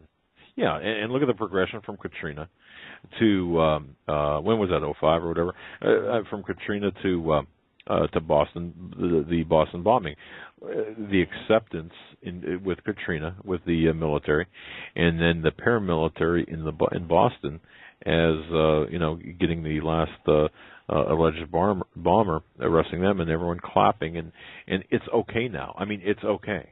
And my prediction, Ted, is this: here in the short term, I do believe you're going to see a drone on American soil fire on an alleged terrorist to officially kick off Battlefield America. I can see that coming. I can see, hey, we used an armed drone against somebody in the back roads of New Mexico to take him out because he was carrying some sort of explosive or something. He was involved in something that was going to be a imminent danger to the public, and that's going to soften up. I mean, people are going to applaud. Even conservatives are going to say, "Hey, that's great." Boy, especially if it was an alleged, ISIS terrorist who smuggled something or came across through the southern border with an intent to do bad. Right. But we're cultivating we're making the ground fertile for. I mean, if we really gave a hoot about the security of our country, we'd be slamming the borders shut. We'd be tossing out the illegal immigrants. Yet we're giving them benefits. We're allowing them to get tax breaks. It just doesn't. See, none of this makes sense. And people ascribe a lot of this to incompetence. I disagree. I think it's part of a larger agenda. I agree with you 100%, Doug. I think that something's going on. They're using all these other stories as cover stories for obfuscation, while other things like huge underground cities and tunnels are being built for some unknown agenda, and they're planning on, doing something absolutely horrible to us to create some type of horrible problem, either an EMP or something. The sad part about it is the globalists are just, excuse the phrase, hell-bent on killing everybody, and that's what they seem that they want to do. They don't seem to care about anybody else or anything else. And sadly, if we as Christians don't stand in the aggregate for what's going on, then they're going to end up, coming in and taking away our rights and hauling us all off to concentration camps. I mean, being a Christian is going to be pretty dangerous here pretty quick in the United States. They're already coming after the conservatives already. We already know that. Anybody who supported Ron Paul, so many of them got audited. And so the crazy thing is, we think that's all okay. And you're absolutely right. So many of the Christians have come in and said, okay, that's great, and we applaud them when they arrest the Boston bomber. I mean, are we kidding ourselves? Are we kidding them? I mean, what are we trying to prove? I mean, why do we think that any part of that's okay? It's like that lady that I talked about in Houston a few months ago, or maybe in Dallas, I can't remember, or maybe in Austin, but it was in Texas, who was held down, had a bag over her head, and they choked her out unconscious trying to take blood out of her for a DUI checkpoint. What part of that's okay with anybody listening? None of that's okay with me. I mean, the law was already in place that if she refused to give blood, she was going to lose her license for a year anyhow. Just take her license away for a year. That's okay. Give her an administrative revocation of her license. But don't hold her down and choke her out and bruise her up and beat on her and torment her and torture her with a bag over her head, thinking that's going to calm her down. I mean, what a bunch of whack bags. I mean, where do these people come up with ideas like that? That's what I want to know. I mean, and why does anybody think in that precinct, especially the police chief or the sheriff, that kind of behavior is okay? I mean, why weren't these guys completely disciplined and fired for what they've done? I mean, it's nuts. It's absolutely nuts. It is, and we're getting inundated with this behavior. It is not okay, and of course, dual purpose for this too. But by the way, it's interesting if people know history, back in the Wild West or the olden days. We didn't have a police force. There was a constable or a marshal that was responsible for serving legal papers, but we didn't have a police force. And in fact, we had very few jails back then. People need to really understand history and how we've come up through, and to see where we're headed. And where we're headed, Ted, is headlong into a bridge abutment. But all of this, everything that we're talking about tonight, man, there's just so much going on. What do you think about the Iranian situation? I want to get your take on that with Iran, with the caliphate that's spreading across, attempted to be set up. I mean, what's going on over there? And how? What's interesting about that whole thing in the Middle East? I mean, with Turkey, with Iran, with the cradle of civilization, with all these old monuments and old temples and all the things they have, the entire museum that was in Baghdad of all the old antiquities and all the things that are there. There's a lot more to that place than just oil, and there's a lot more going on over there than just oil. Because the reality is, I mean, the Sabbatain Frankists who control the world, I guess they want to control the Federal Reserve systems of those countries. They're putting their banks over there. I got that. But, you're dealing with people that want to get rid of the dollar as the petrodollar. They want to start trading for gold. You're dealing with a lot of different stuff. So every time I always look first, number one, I look at the obvious, which is the banking community, the international bankers that have hijacked the world. That's number one. Now we've got our ships basically shadowing the ships supposedly bringing arms in the Yemen and all that. I mean, that's a hotbed over there. But again, I don't believe that we're going to go into a nuclear conflict. I just don't believe that. I believe that like Colonel Corso said back in 1947, when he wrote that book the day after Roswell, I believe that we have an extraterrestrial presence on this planet. I know this sounds kind of crazy to a lot of your listeners. I believe that. I used to not believe that until I read a bunch of these books. And now there's so much evidence to support that. I really believe something else is going on that we're unaware of. I really believe that we have this demonic presence, or whatever you want to call it, that's revealed itself and exposed itself. And I don't believe that they want us to start detonating nuclear bombs because of what it does to the fabric of time-space in all 13 dimensions. I don't think they're going to allow that to happen again. I think that may have happened once before in the past of the Earth, of the pre-Adamic race. I don't know. We were talking about that with the different glass that was being found, in Saudi Arabia, the green glass. But the point is this. I don't think that we're going to go to nuclear war. I just don't think it's going to happen. I think that Russia's central bank is controlled by the Kabbalists, the same as our central bank, the same as China, through the Bank of International Settlements. So we've got one hand directing all of this stuff. And remember, they always give us a boogeyman. They always give us a hero. They always want to make sure they can obfuscate the truth to keep us, unaware of what's going on. But I believe the whole agenda here is to bring in a kingdom of Lucifer. And if they've got to take the Iranians out to do that, I think that's what the whole point is. Well, and Valerie Jarrett being so close to Obama, working, and when Hillary Clinton was Secretary of State, there were a lot of secret meetings, and I'm trying to think of the Middle Eastern countries, but there was a lot going on behind the scenes, even back in 2008, 9, 10, and so on. Pre-Arab Spring. So, wow, I got to ask you this too. I mentioned this earlier in the program. Obama looks pretty unhealthy now. People will say, "Well, it's stress and all this." Come on. He's number one. We know he has an alternative lifestyle. We know that. I mean, Joan Rivers pointed that out. Was dead the month. We know that's going on. I know that I talked to Charles Butler, I'll be on his show in the morning at 8:30. He's on GCN also, and he talked about he knows Obama. He said he's bisexual. He said it right on the air. And so we know he's got this agenda going on, which is usually not a very healthy lifestyle. In addition to that, we know that he's probably not eating right, and he's pretty much a chain smoker, and he's got to be pretty stressed out. I mean, the thing about it is that, when you're going through all of this stuff like he's going through, and you finally realize that you're not the one in charge, you got to do what they're telling you to do because of what they've done to you already in the past, you start to realize pretty quickly that, this is a bad situation for him to be in, and I believe that's why so many of the presidents age so badly, and the ones that don't age, they try to shoot or kill like they did Reagan. They try to get him out. Of course, we know that George Bush ran the White House for pretty much 12 years after Reagan got shot. We got that figured out.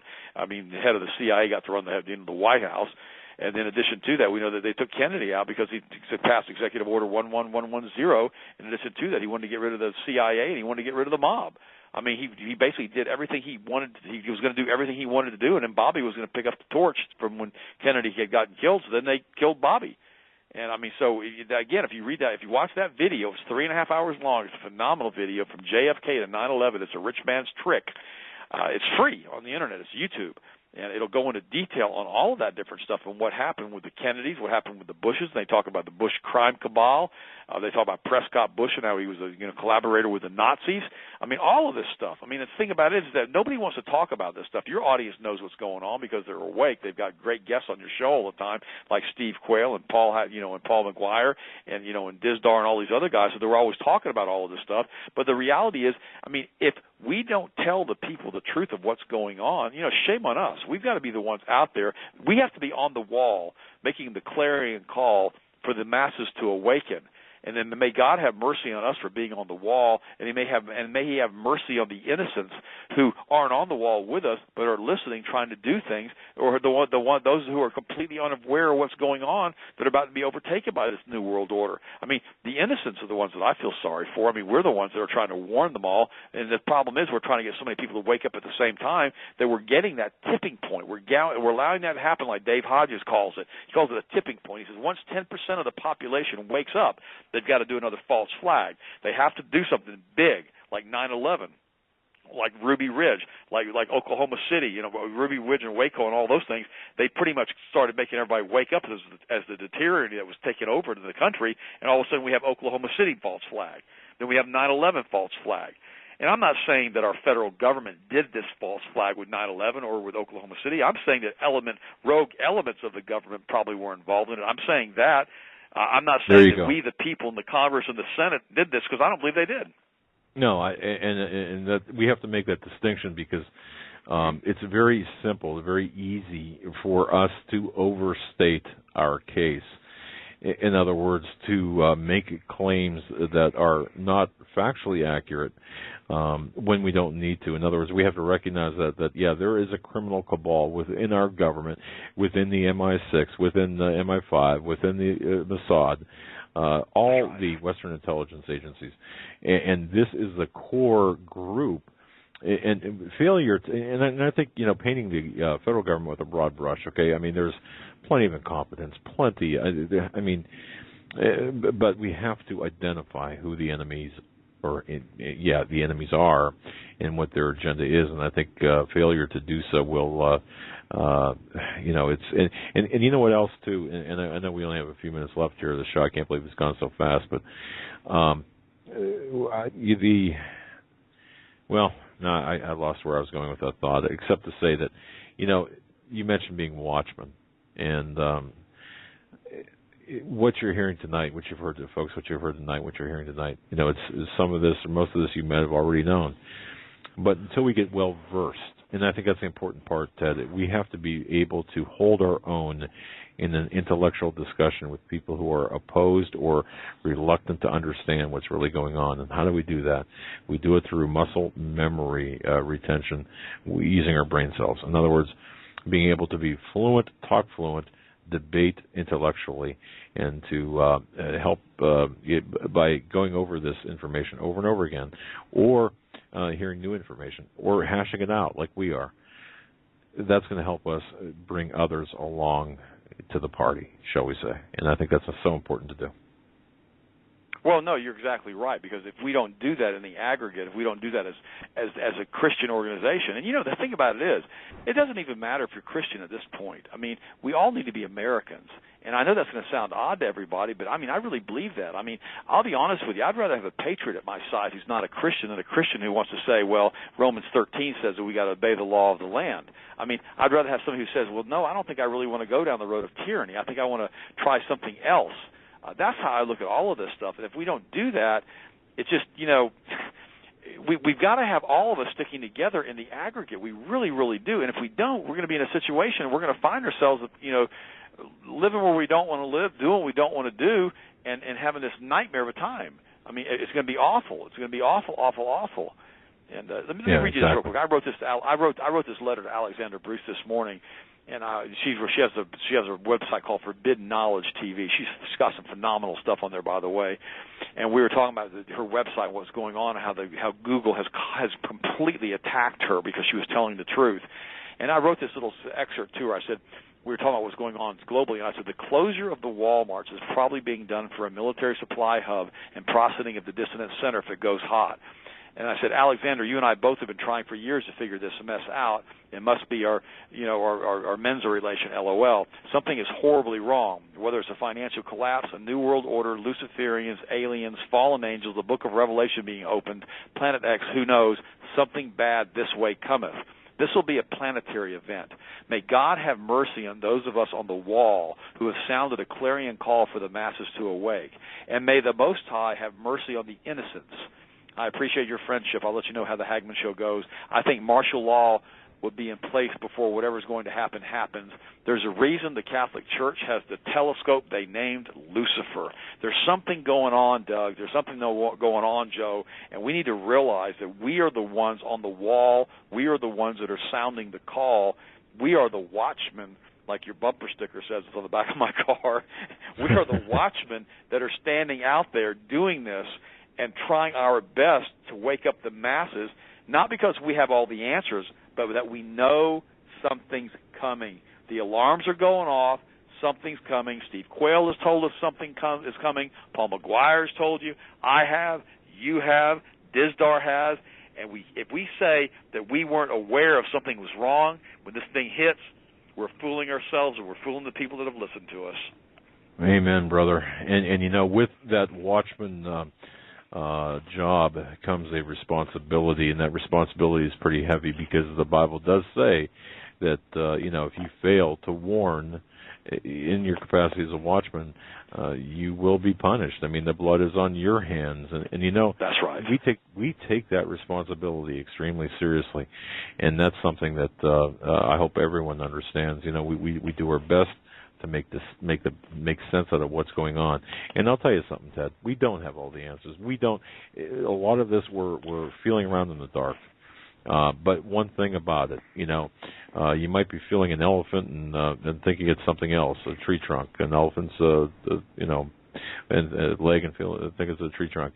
But it's easy when you're feeling in the dark and you feel a water glass or something easily recognizable. I mean, obviously, we can identify that. So we can identify the knowns. We can identify those things that we can discern.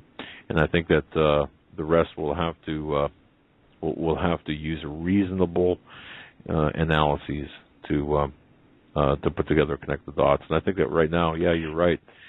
And it's just it's tough out there, and economic collapse as well, buddy.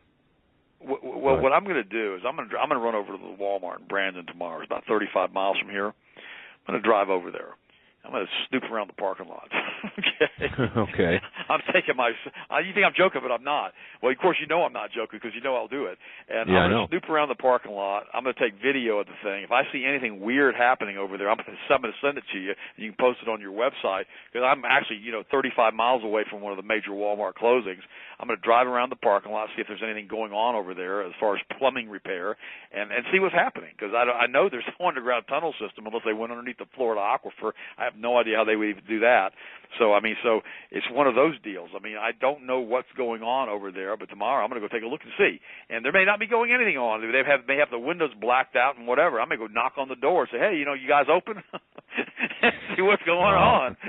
But I want to know what's happening. I want to know what they're doing over there. I want to know what's happening, and I want to take some videotape of it and see what's going on. Because, shoot, I might as well. It's only a 30-minute drive for me. And what's funny is it's like a couple blocks away from Pastor Rodney's church. I joked with him the other day, and I said, I told you they were coming for you.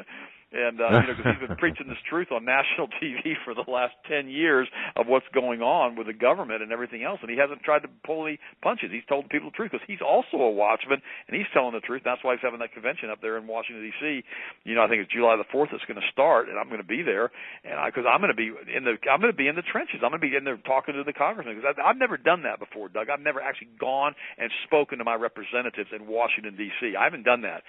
I want to do that. I want to get there and see what's going on up there, why they're doing what they're doing, why they think these things with Jade Helm is okay, what's going on, and what they're doing to try to stop some of this. We need to ask them some of those very directed questions, because if we don't do that, then shame on us, because they're supposed to be our elected officials, and they work for us. In their backyard or in their front yard, we're going to ask them. Ted, we're out of time, my friend. We are out of time. I just want to say God bless. Thanks for everything, folks. Until tomorrow, stay safe and God bless. Thanks, Ted. Nathan Leal will be our guest. All right. Thank you, Ted. Have a great night. Good night.